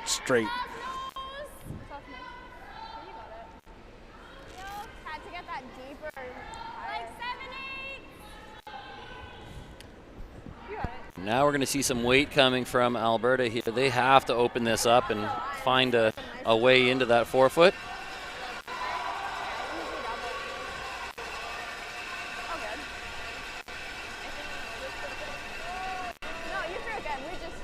Would not be terribly upset to see both of these go, but be happy enough just to get that one off. And they do. They rip that one off. They get the side opened up. Good call. That was the problem rock, really. There may be, BC's going to throw a guard here, so it may not matter, but I'm wondering, can you get the red-yellow combination to drag onto the back yellow? Yeah, you might be able to. Maybe. It's worth a try anyway. Yeah, I think positioning this guard is going to be their first challenge here, the first challenge we see. That's not much more ice than they took for the LSD. A little further out, though, so they might be under some fresh pebble, because we don't generally get this far out. They might be able to hold it wide for a bit.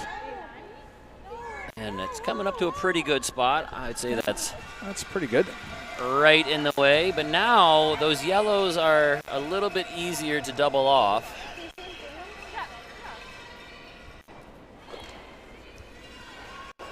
If you throw the same shot you did last time, this time you'll get both of them.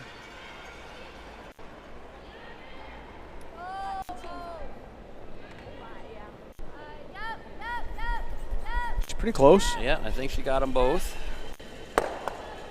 Oh, and look at that. Not sure she called that, but by all means, take I'm what you get. 100% sure she didn't call that. But always take what you get. Yeah, that was extremely fortunate. And now how different does that situation look?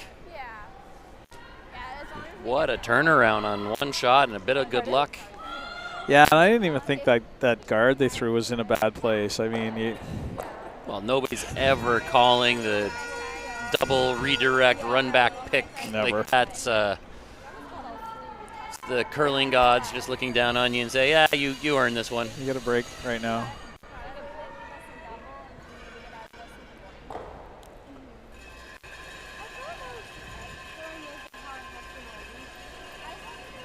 What a second ago looked like awfully tough situation for Alberta. Now it's starting to look like possibly they might be able to generate some advantage here. No. BC now throwing the hit and hit and roll is made, but all of a sudden Alberta not in nearly the same trouble as they were a couple of minutes ago.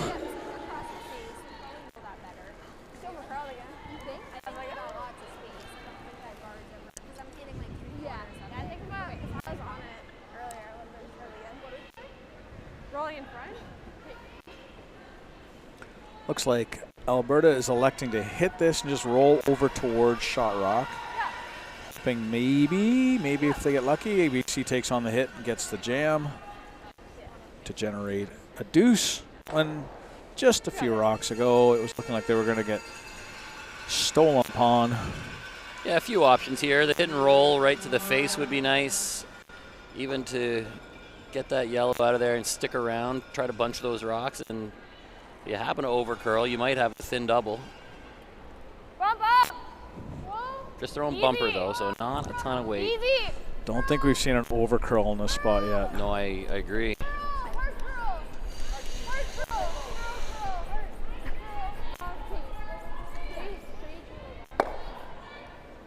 Hit is made, but no roll.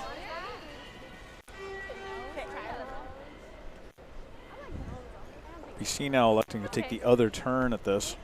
I think they can see it all the way around the guard, but maybe picking up on the fact that that intern's a little dicey. You can see right there, there definitely is room by the guard, but I agree with it. It is coming, it's easier coming this way, and you do get a little more movement inside out. Yeah. And if you do it just right, you might get the roll behind the corner, and there will be a nose hit for a single.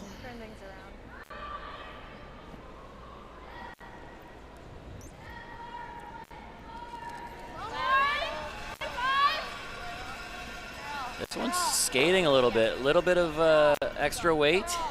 Is it going to curl enough? It's moving quite a bit. Trick is just to keep the shooter here and try not to set up a double. They're pretty even. The double doesn't matter. Yeah, if you unless you can't roll out, yeah. So it's going to be a force anyway. It's really job one for BC here, I think. It was looking pretty juicy earlier, but the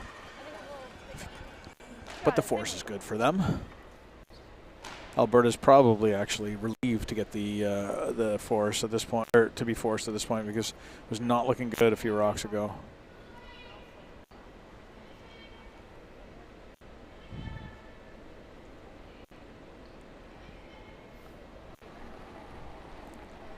And for DeSchiffart, looking for a nose hit. Again, nice easy weight. We've seen it all day.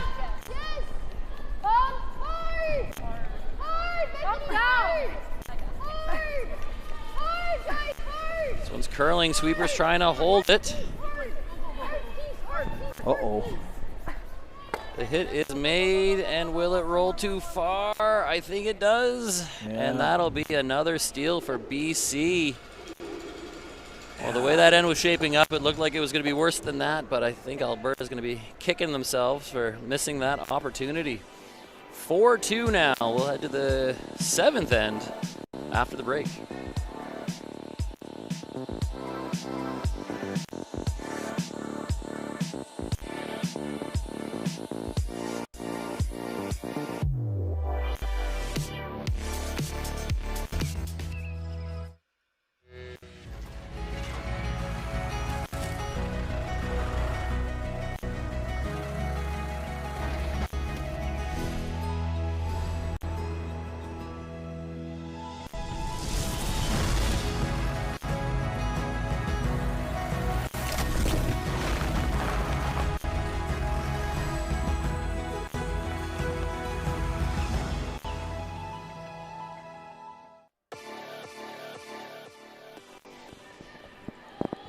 Another steal on the board for British Columbia 2, playing out of Victoria and Kelowna curling clubs.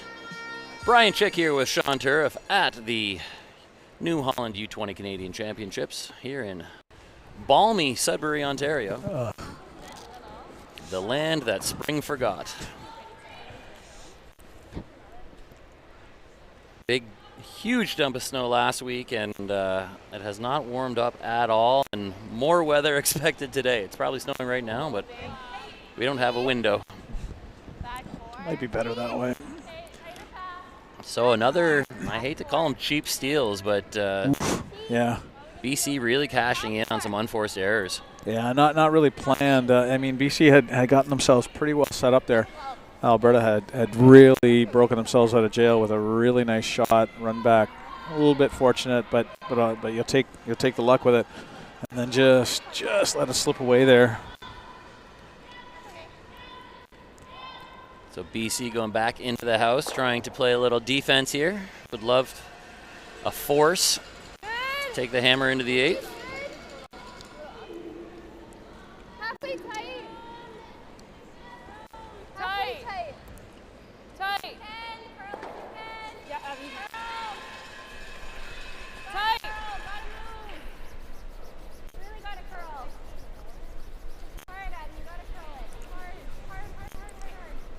With 2 ends left to play, Alberta really now needs to get on their scoring horse, if there is such a thing. Yeah. And as a result, have put up that corner guard. As we said off the top, this Alberta team still technically has a chance to make it into the playoffs, but they cannot afford to lose any more games. If they can stop the damage at 3 losses where they already stand, they might have a chance on tiebreakers to get into that 3rd spot in the pool.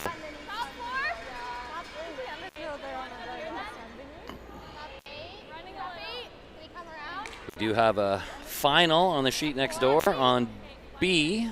Ontario 2 beats Northern Ontario 1 10-1. Ontario 2 is skipped by Charlotte Wilson out of the Rideau Club in Ottawa. And Northern Ontario 1, Claire Dubinsky playing out of Kakabeka Falls. I just like saying that. Kakabeka. Good. Good. Well done. Mine's good. BC throws that first one in, throws one around it, and of course Alberta's going to ignore that and use that corner guard they put up.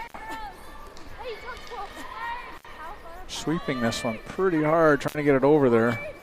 Going for a bit of curl and a bit of distance, and it gets about half buried in that top 12. And BC can see it. They have to be a little careful. They don't rub too hard off of that guard, at least.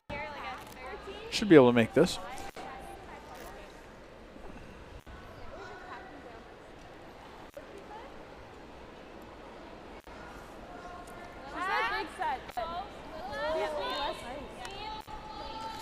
Jillian Evans here, looking to play the little chip shot on the red.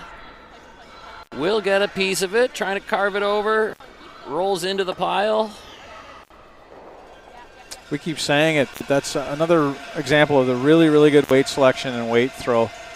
Not bombing that down there, throwing it at a weight with that the brushes can influence. Brush is able to carve it a little bit, help it over just a little bit. What do you guys think, like 16? Make a nice shot. Alberta's still in offense mode. That corner guard's still there. They're going to ignore these 3 rocks in the house and try and make a little offense with that corner guard. Yeah, and I think Alberta just needs to remember, as unfortunate as those last 2 ends were, how you had a chance to score. You're only down by 2 with hammer. Don't have to go too crazy to get your deuce. You just need 1 miss or 1 half shot, and you can really turn this thing around.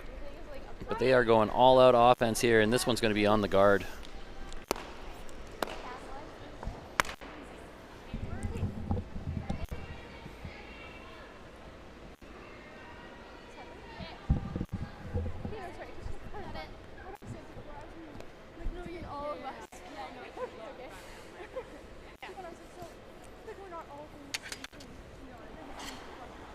BC not interested in leaving this hanging around, so they will try and peel it out. Yeah, I think this is just a very mature call, where a lot of the time you can be tempted to look at your 3 in the house and say, okay, well, let's really stick it to him here, throw another guard or throw another one in the pile, and that is usually where things will unravel if they, the other team makes 1 good shot, and now that rock you threw is in the way.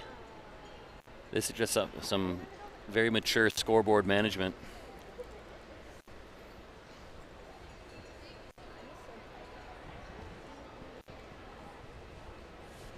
One more attempt at the draw here, coming from Jill Evans. Feels heavy.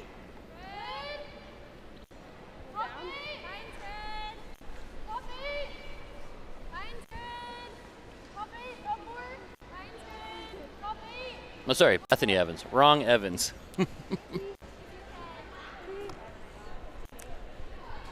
Made that point off the top, and then I was so proud of myself for not screwing it up yet. Bethany a little frustrated with her first shot that rubbed off the guard. Determined not to do the same thing twice, and gets a good one in behind there. Yeah, really nice spot. Perfectly buried from the hack.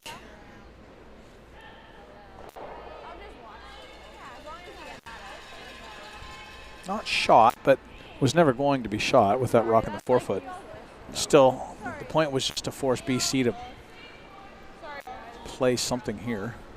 Yeah, and now you'll see Alberta go over and try to deal with that nest on the other side. You can probably get 2 of them to go. Think that'll drag, Brian, if you hit it high side on? You gotta hit it, yeah, a little bit on the left of nose. You might be able to get the back 2. You're right, the angle is not quite as wired as I thought. Yeah, I think so. You got it. Might drag. These rocks are pretty peppy. Again, coaches were talking about how lively they are and how much of a gap you get away with and still get a drag. We're gonna see. Well, we're going to find out. And how about that? Close, close, close. That's pretty close. I think the only thing that prevented her from getting all 3 of them out was the weight. Yeah, you could have hit the same spot a bit harder, and it goes. As it stands, where that last yellow ended up is a bit of protection for that red in the back of the 8-foot. I'm missing everything.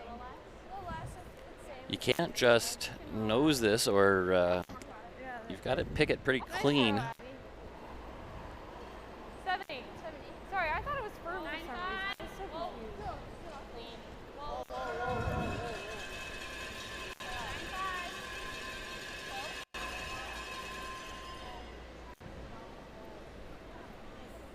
And pick it clean they do. Shooter does spin out. Alberta somewhat committed now to having to play the freeze. It wouldn't be your first choice if you're trying to build offense, but it's awfully late in the end to maybe throw up a corner. I suppose you could.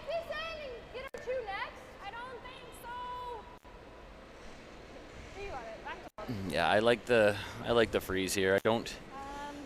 I think you've got to try to score here. Worst case, you should be able to take 1 and then maybe go steal the 8, steal the extra, but you're running out of time and got to make sure you can get some points on the board.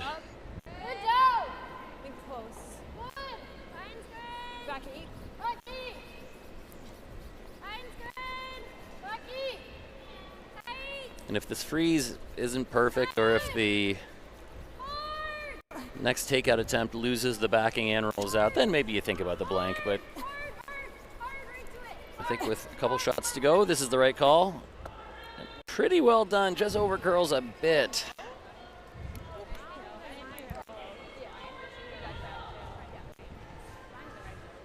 You like that freeze?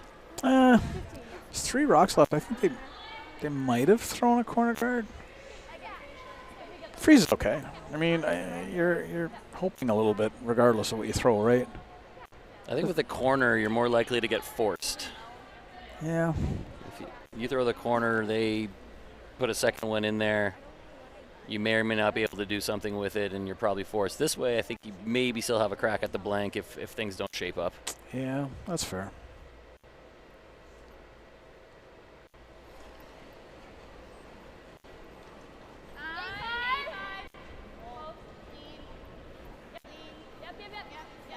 Hannah Bartlett here, just playing that pick again. Wouldn't be sad to lose the backing, but avoids the backing, so we might see that freeze attempt one more time. Yeah, definitely not throwing corner now.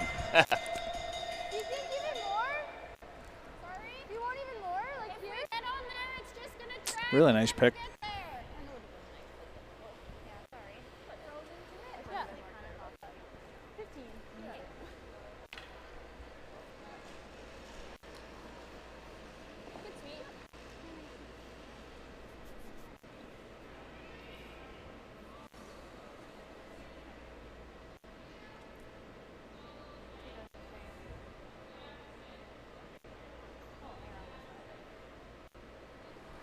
With her first of the 7th, it's Emma DeSchiffart looking for a perfect freeze in the back of the 12-foot.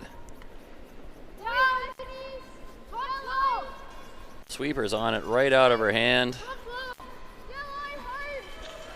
And this might not have the weight. Top 12 isn't ideal. They do have to outcount that back yellow, and they do. Gives BC now the opportunity to play a little less than Peel and maybe roll over, but I mean they're not going to mess around. You don't want to be too cute with this and then miss it altogether and give them a sneaky deuce. So they're going to make sure this goes, but in a perfect world, the shooter sticks around too, and then you're guaranteed the force. Yeah, half a rock with control weight, and you can roll the far side of the rings. But first things first, make the red go away.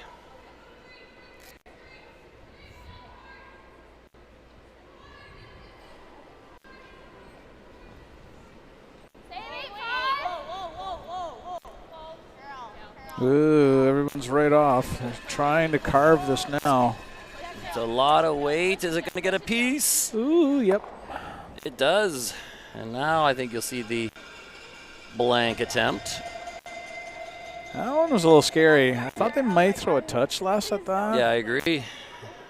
I mean, I do understand the job one is getting rid of that red rock, so this isn't the worst thing in the world. That wasn't the worst result for BC by any stretch, but maybe a hair less. Yeah, I feel like you could have given yourself a chance to maybe kind of play it both ways. Yep. You could have made that with normal, but that was definitely a little firm. When she let it go, I thought she set it back towards the middle too much. I was a little nervous, but obviously the shot was made. So now, DeSchiffart looking for the blank. And this looks like a bonk. Yeah, didn't want to stuff that one, unfortunately. They do take the 1 point, give up the hammer in 8.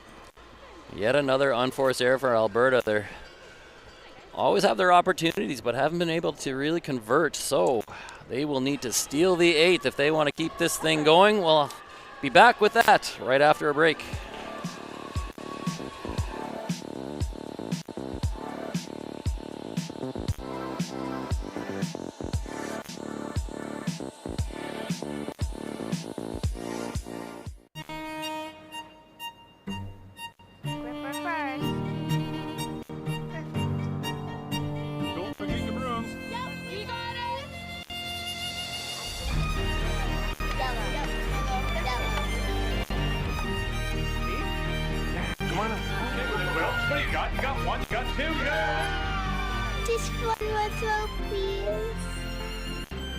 You make moments like these possible.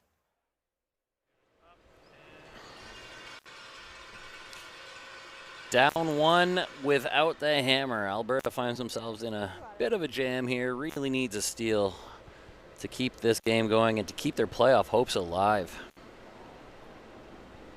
Brian Chick here with Sean Turriff coming at you live from the Jerry McCrory Countryside Sports Complex in Sudbury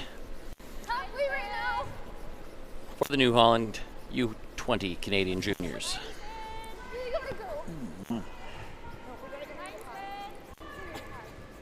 Fully expected Alberta will throw a tight center, ignore whatever BC does, and then throw a long center.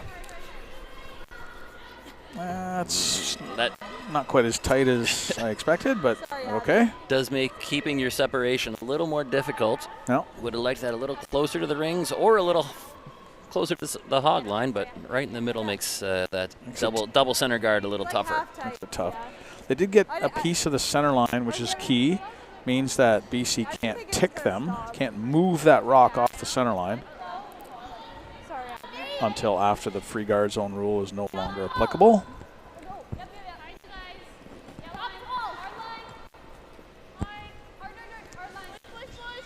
BC trying to come around this without rubbing it off the center line. It looks like they'll touch it, but will they remove it from the center? No, I think it's still touching, so it can stay. But what they've inadvertently done is throw another center guard. Tiniest. Yeah, no, Alberta's not even looking at throwing a second center. I don't know. You're really high. I think we come top there. Okay. Like a high five? Yeah. Yeah. Some might be tempted to throw that second guard. I think I would be. Good. Reach good. If you make this Top four. well, then you're still in control here, but I think I like the second guard while you got it. Still have the free guard zone in effect. Yeah, I think so. T. This does look like a good shot, though. Top four. I did think it was okay at your hand. Go, go, go, go, go, go, go, go, go, go, go. And that's perfect. Top button fully buried. I think BC is going to try and Good throw, Sarah. clean up two situations here. Get rid of that center guard that they inadvertently threw, and also remove that one from the button if they can make a good run back here. I don't mind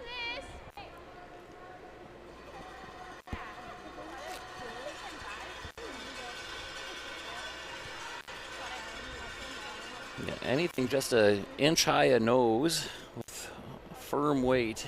Get your guard out of the way and maybe get that rock off the button.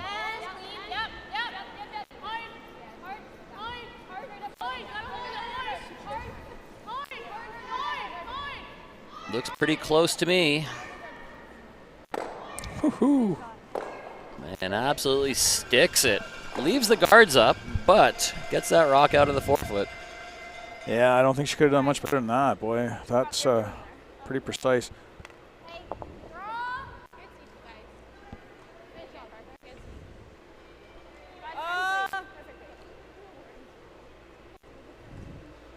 Do we chase? I don't Skipper know. just checking her time clock to see how much time she has to consider what's going on here. Sitting at 8 minutes and 50 seconds, so that's a mountain of time. That is a era. They are Epoch. going to call it a coach interaction here. I think this is the first one we've seen. Yep. So the coach can talk. It's like a timeout, except the clock does not stop. Coach Alvin Thiessen comes out.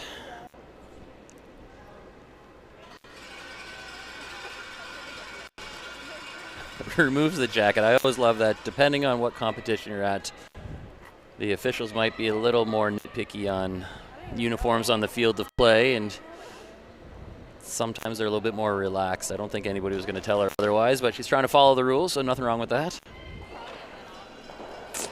These coaches do sit on the ice for hours at a time, so I don't blame them for having an extra layer. I can't really survive without it.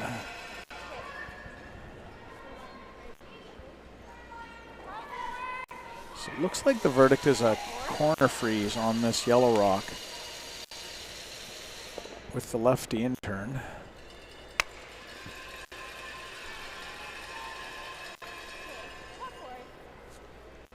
Probably like a 6 feet? You got it.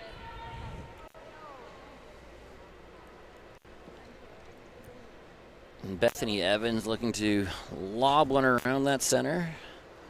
Even if it gets frozen to that yellow or maybe just past it, we'll have a chance here. I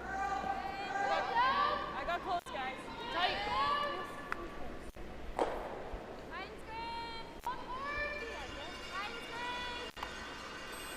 Line looks really nice. Weight looks really close too, and on this side she should get the finish. There it goes. Now to the side of the button.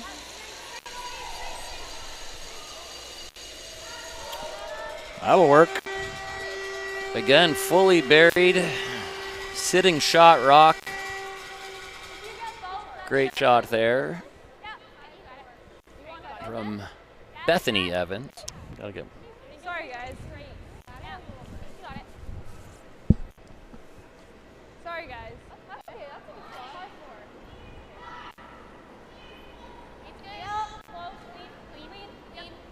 Just looking for a peel here. Open up the front.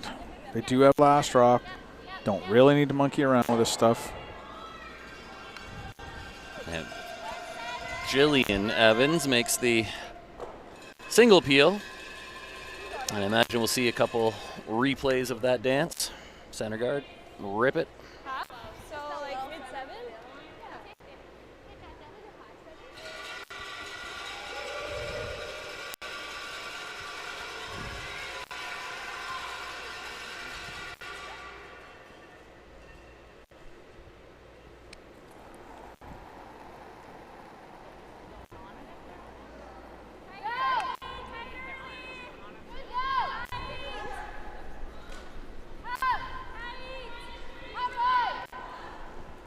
Probably see about half of that rock, you think, Brian, on the button?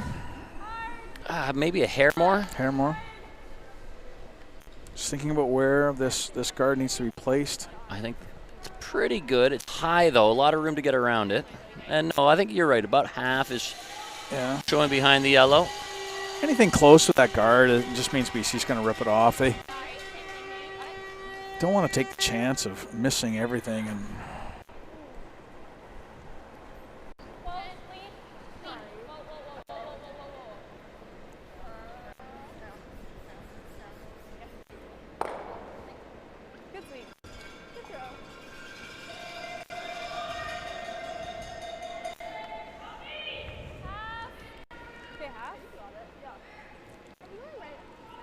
I think so, yeah.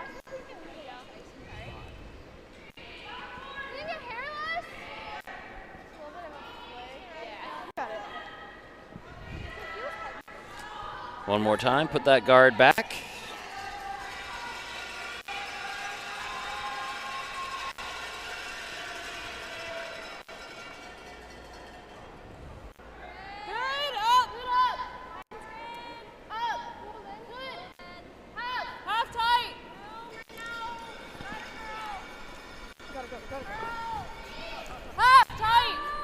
I think as long as this is close, BC is probably going to be ripping this guard.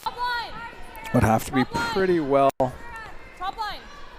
almost practically missed before they don't view it as a threat. There may be a little hole between them, but I don't think you want to screw around with that at this point. You don't. She does.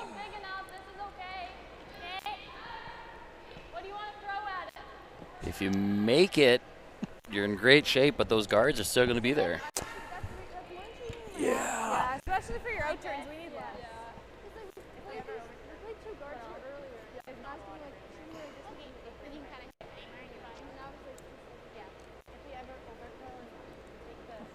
I'm sure BC is thinking strike while the iron's hot here. We may not get a better opportunity or something along those lines. However, I hear what you're saying. I think that center situation is a little bit scary. If they can ever stuff both yellows here, it'd be great. Hanging a little bit, might get a chip on that yellow, and they do across the top. Now gives Alberta the opportunity to guard that other side.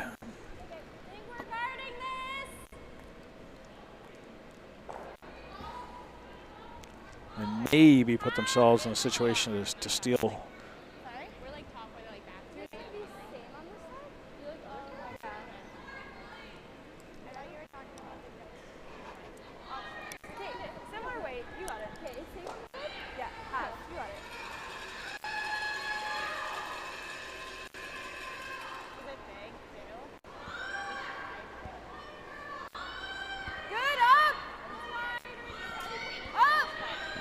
Gotta find a good spot for this one where there's no easy double. Wouldn't like to leave a hole. Don't want to leave a run back.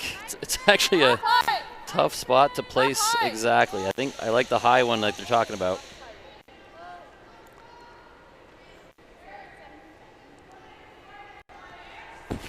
Maybe just over curls a hair. Yeah, I think it did. I think if you throw, you could still get at it. I mean, I think it looks like BC is looking at peeling that away so they don't get in trouble again.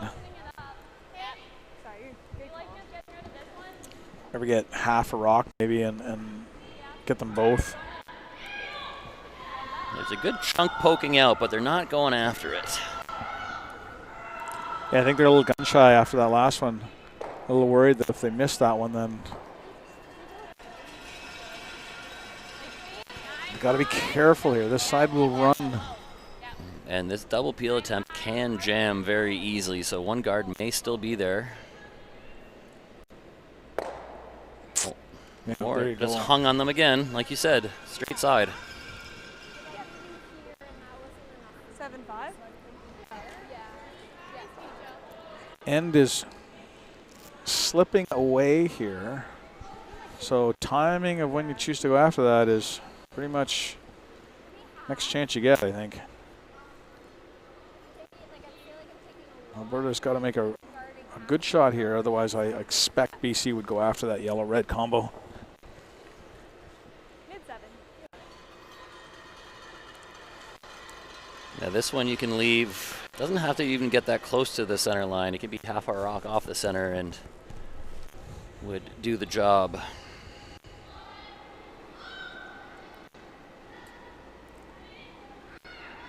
Good up.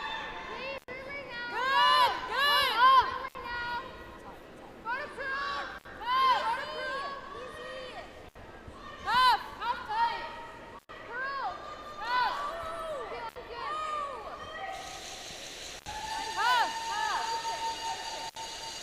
And there you go. Not right on the center line, but really covering the path for that yellow one. Yeah, that's a great spot for that. Yeah, the double peel is awfully difficult now. Yeah, they're far enough away that all the paths are covered. I think you have to take on the double peel, try to make it.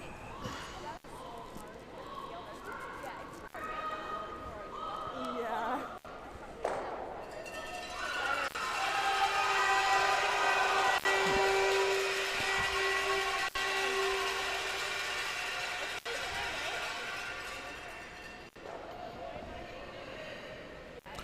Looks like they heard you. I don't know what else you try to do. Honestly, they're could maybe try to play the soft tap going around it with the draw, but it's really overburied. Yeah, and that side isn't really friendly to something like that.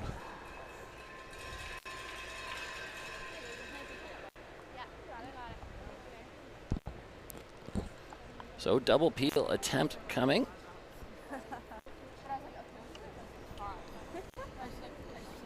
That's funny. This one already tight. This might be running straight back into the pile. Uh-oh. Oh, just misses. So now Alberta with a big opportunity. If they can guard this one up, I don't know what BC's got. Well, same shot, I think, and you might see BC try to play the run on the guard that's about to be thrown, but it won't be easy. That's dicey too, though. If they ever somehow pick their own out and leave two reds in there, they give the game away.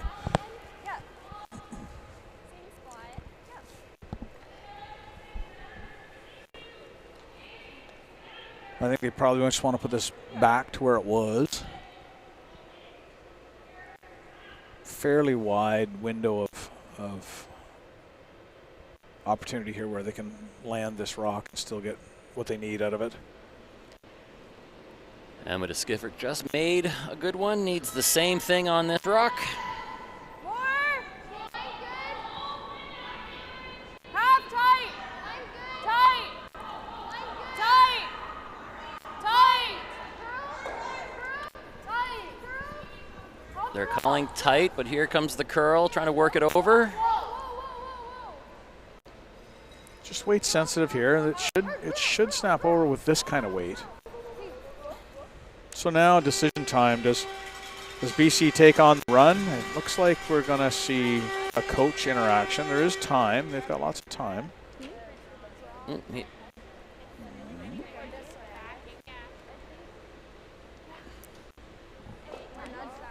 Coach decides to not come out. I don't know if they can get this out-turn draw to a shot position. Yeah, I guess they can. That red one's fairly far off the top 12 there. I'm just thinking about how it got there in the first place, which was basically the same draw. Yeah. And I don't I think you can get there, but it's not easy. No. That view doesn't make it look easy at all. You have to get just past the red with perfect weight and actually avoid, if you are by, you have to avoid your yellow. Yeah. Again, going back to the last stone draw, now that was 8 ends ago. They took about this ice.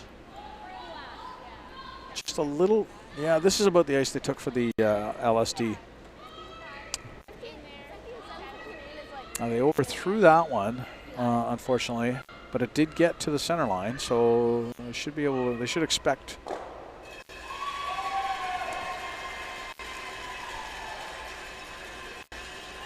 Should expect to get the curl here. As long as the weight's right, she should be okay.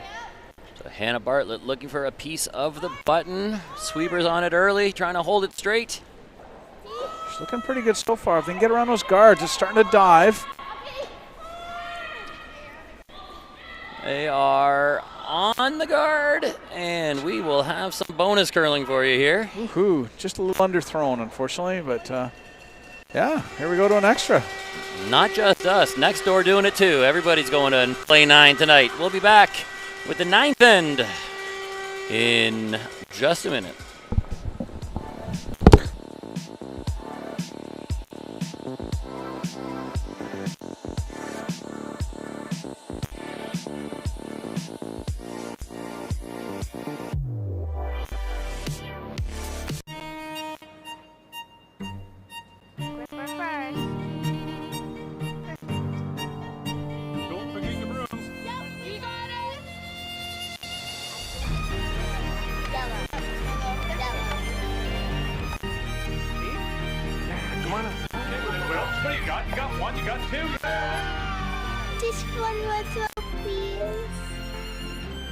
You make moments like these possible.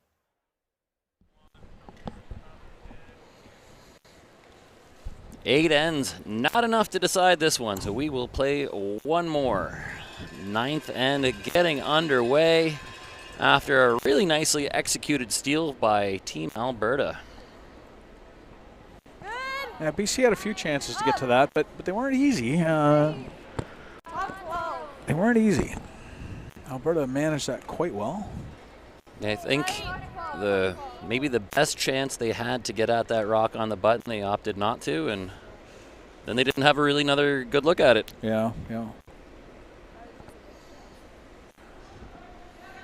Unfortunately, this one slips in. That's a little bit of little sprinkle of death there for Alberta. They needed that one out in front. Yeah, you need your center guards if you're trying to steal, especially with the game on the line.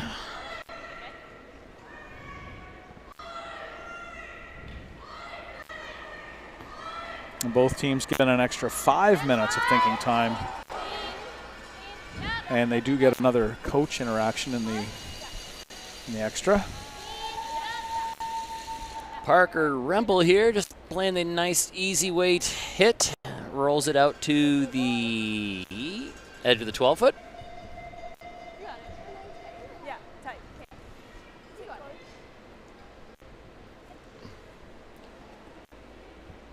Sarah Yarmick has a chance to take a bit of weight off that draw, put a guard up.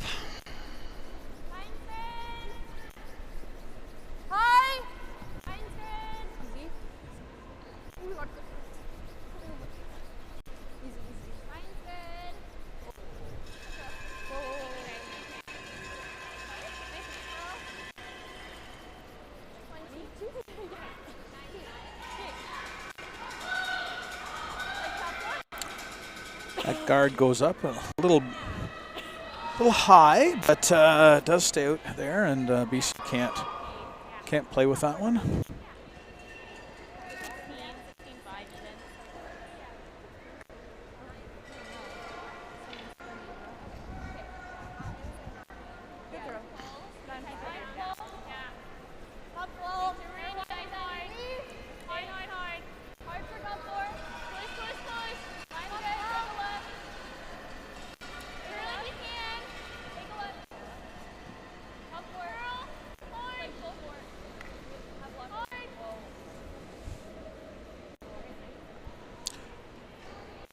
Another final we have here on sheet A. Quebec has beaten Saskatchewan with a big 3. They were down 5-3 in the going into 8, and they took 3 there in the 8th to not steal, but steal the win from Saskatchewan, 6-5. That puts them at 6-1 and in pretty good shape. That should guarantee them a playoff spot. The Quebec team skipped by Jolien Fortin.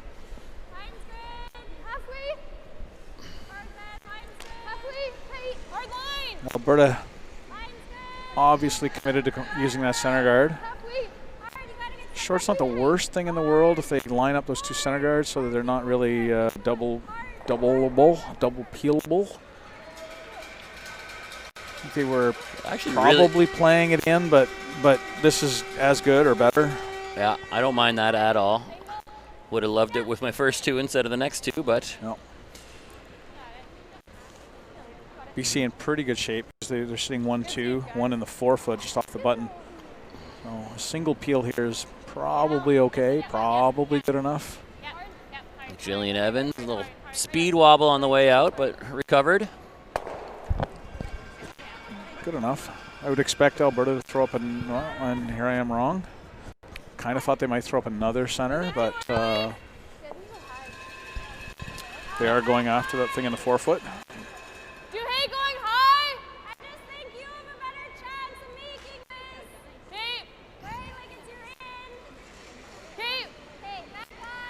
Well, craftiness there, taking advantage of the lefty intern to get the extra curl on this little tap. Not something that comes up very often, but it's nice to take advantage of that when you can. All that being said, I still think I'd throw the high guard. Back line up. Yeah, I think Emma's issue was that she was worried that BC would tap that rock into a better position. But kind of at the pull the goalie stage here. Oh, they get it by and they get under. Wow. Yeah. Just rolls out the other side a little bit. How close was that to the guard? Oh. Phased through the edge of the... I think that's the closest one we've had today, and we've had a couple of nail biters. So BC not bothering with those things in the house and just going to rip this guard out and say guard it better if you can. I think I would have taken the other turn, but this does the job. Probably player preference. She probably likes her intern better. Now we will see more of the same game we saw last end. Throw the guard, peel the guard. First one to not do it well will give up the advantage. Yeah, and probably advantage BC here. We talked earlier, Brian, about how hard it is to put a guard in the perfect spot. It wouldn't be hard to put it in it would not be hard to put it in the not perfect spot. Yeah, it was easier last, and because there was another rock you could kind of play off of to didn't have to be quite so precise. That's a pretty good spot where it is, though. Yeah, that's really good, to be honest. BC's still going to probably take a run at it, but how you do it and where you roll your shooter and this kind of thing, a little bit trickier because it's tighter. She's tempted to try and play the run. Don't hate that. But job one is peeling this guard off. Yeah, there are some catcher opportunities if you do it just wrong, but I don't mind the call. Keep it clean, open things up, make sure you have a shot for your win. Just try to make it as easy as possible.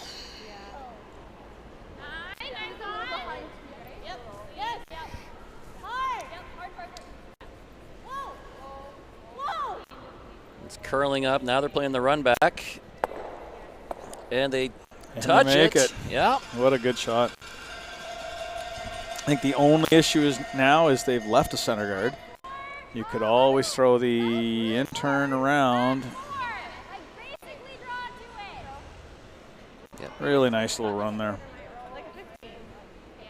Or high 15, below 15. I think I hit it as like getting better and might have gone past the back one.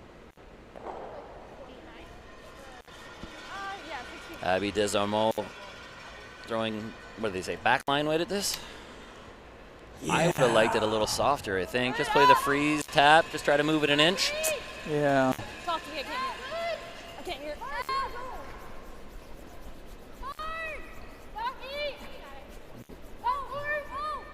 Back 8, back 4 is a pretty good weight.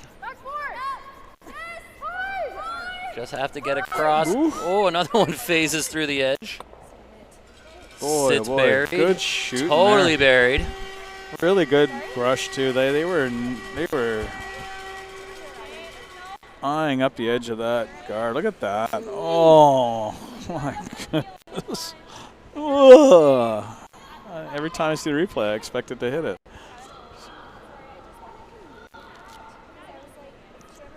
BC going to try and play another run back. The only issue is the angles are a little different now. You have to be a little careful here.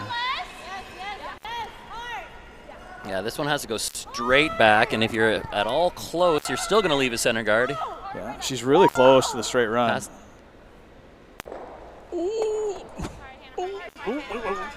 Groaning here, but really good shot. I think she did what she was tasked to do. And if you're BC rather, you're almost happy that you got that other one out of there. There's nothing to freeze to, nothing to jam on now, and yeah, now it's just a straight cold draw to the forefoot.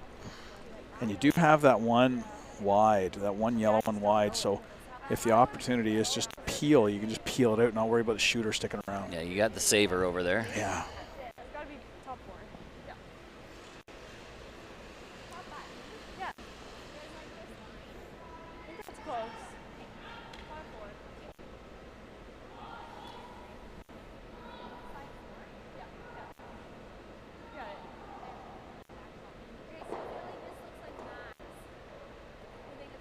I think it's close, yeah. As I mentioned, both teams have 5 minutes to play this extra, but played relatively efficiently, and Alberta has lots of time, 2.5 minutes. They've only used half their time. No opportunity to stop the clock, though. There's no timeout, so they want to make sure they are on point there. Reminder, that is thinking time, so as soon as the rock is in motion, the clock stops, but yeah, 2.5 minutes is an eternity to play 2 shots. Top 4! Top 4! Calling top 4. Line looks pretty nice. Yeah, they got room around the guard. Back 4. Line is perfect. It just kind of has to stop here. Really nice shot. You'll see BC take on yet another run back, I think. Yeah, I think that'd be my approach to this. High 5. Can you see any? Like a sliver. I don't mind just kind of same thing. Run? Yeah, you play the run and either make the run or you're going to remove the guard and roll away, hopefully, and then they put up a guard and you've still got the draw to the button.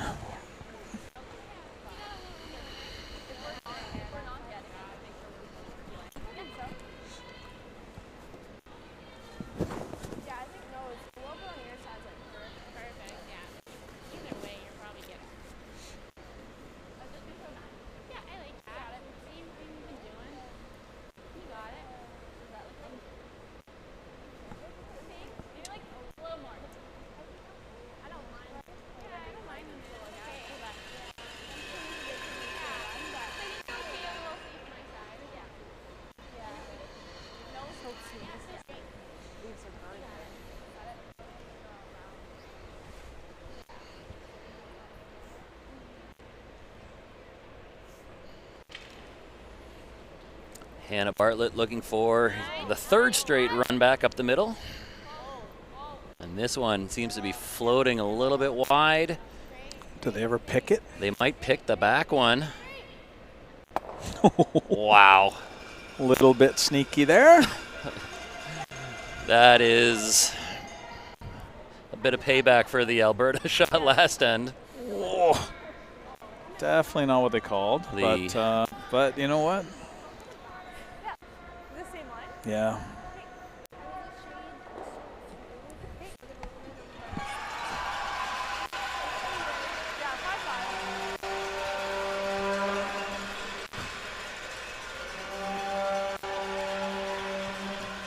cheers going up as Newfoundland Labrador takes their game in the extra. Yeah, that was a wild one. A 5 and a 4 at a 9-8 final. Good down. Hey, Sarah. Top 8. Top 4, top 8. Top 8. Emma DeSchiffart looking for the exact same shot. This one's curling. Line will be okay if the weight gets there, but the weight's coming off. They got to scrub for your life, and this one's not going to get there, and that means we don't have to throw the last one.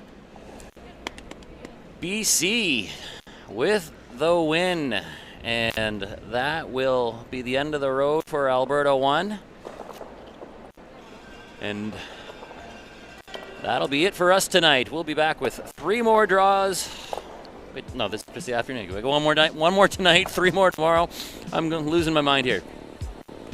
So, Sean, any final thoughts on that one? No, a really well played game. It's always great to see. It's a 3-3 team and a 1-5 team.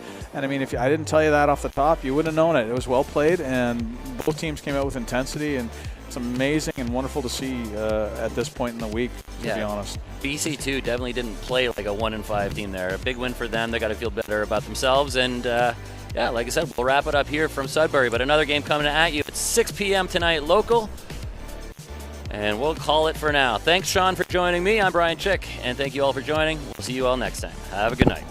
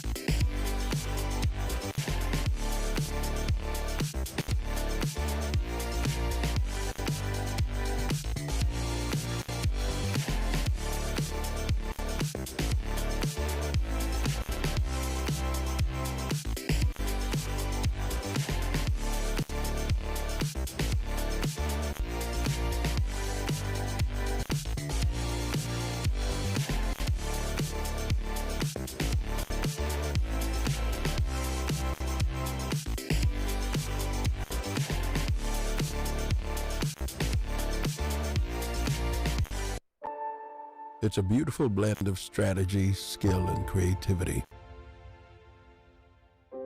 Curling. But it's our people that make us great.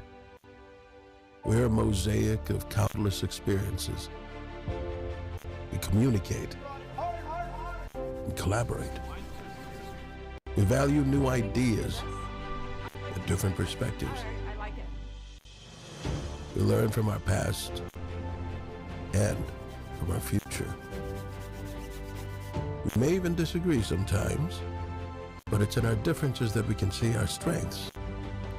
The beauty of our sport is reflected in our people and our values. Regardless of your ethnicity or gender, your abilities, your stage in life, your beliefs, or who you love. The rocks and the ice don't discriminate, and as curlers, we won't either. We will be the change that we want to see in the world. Curling is a place for everyone.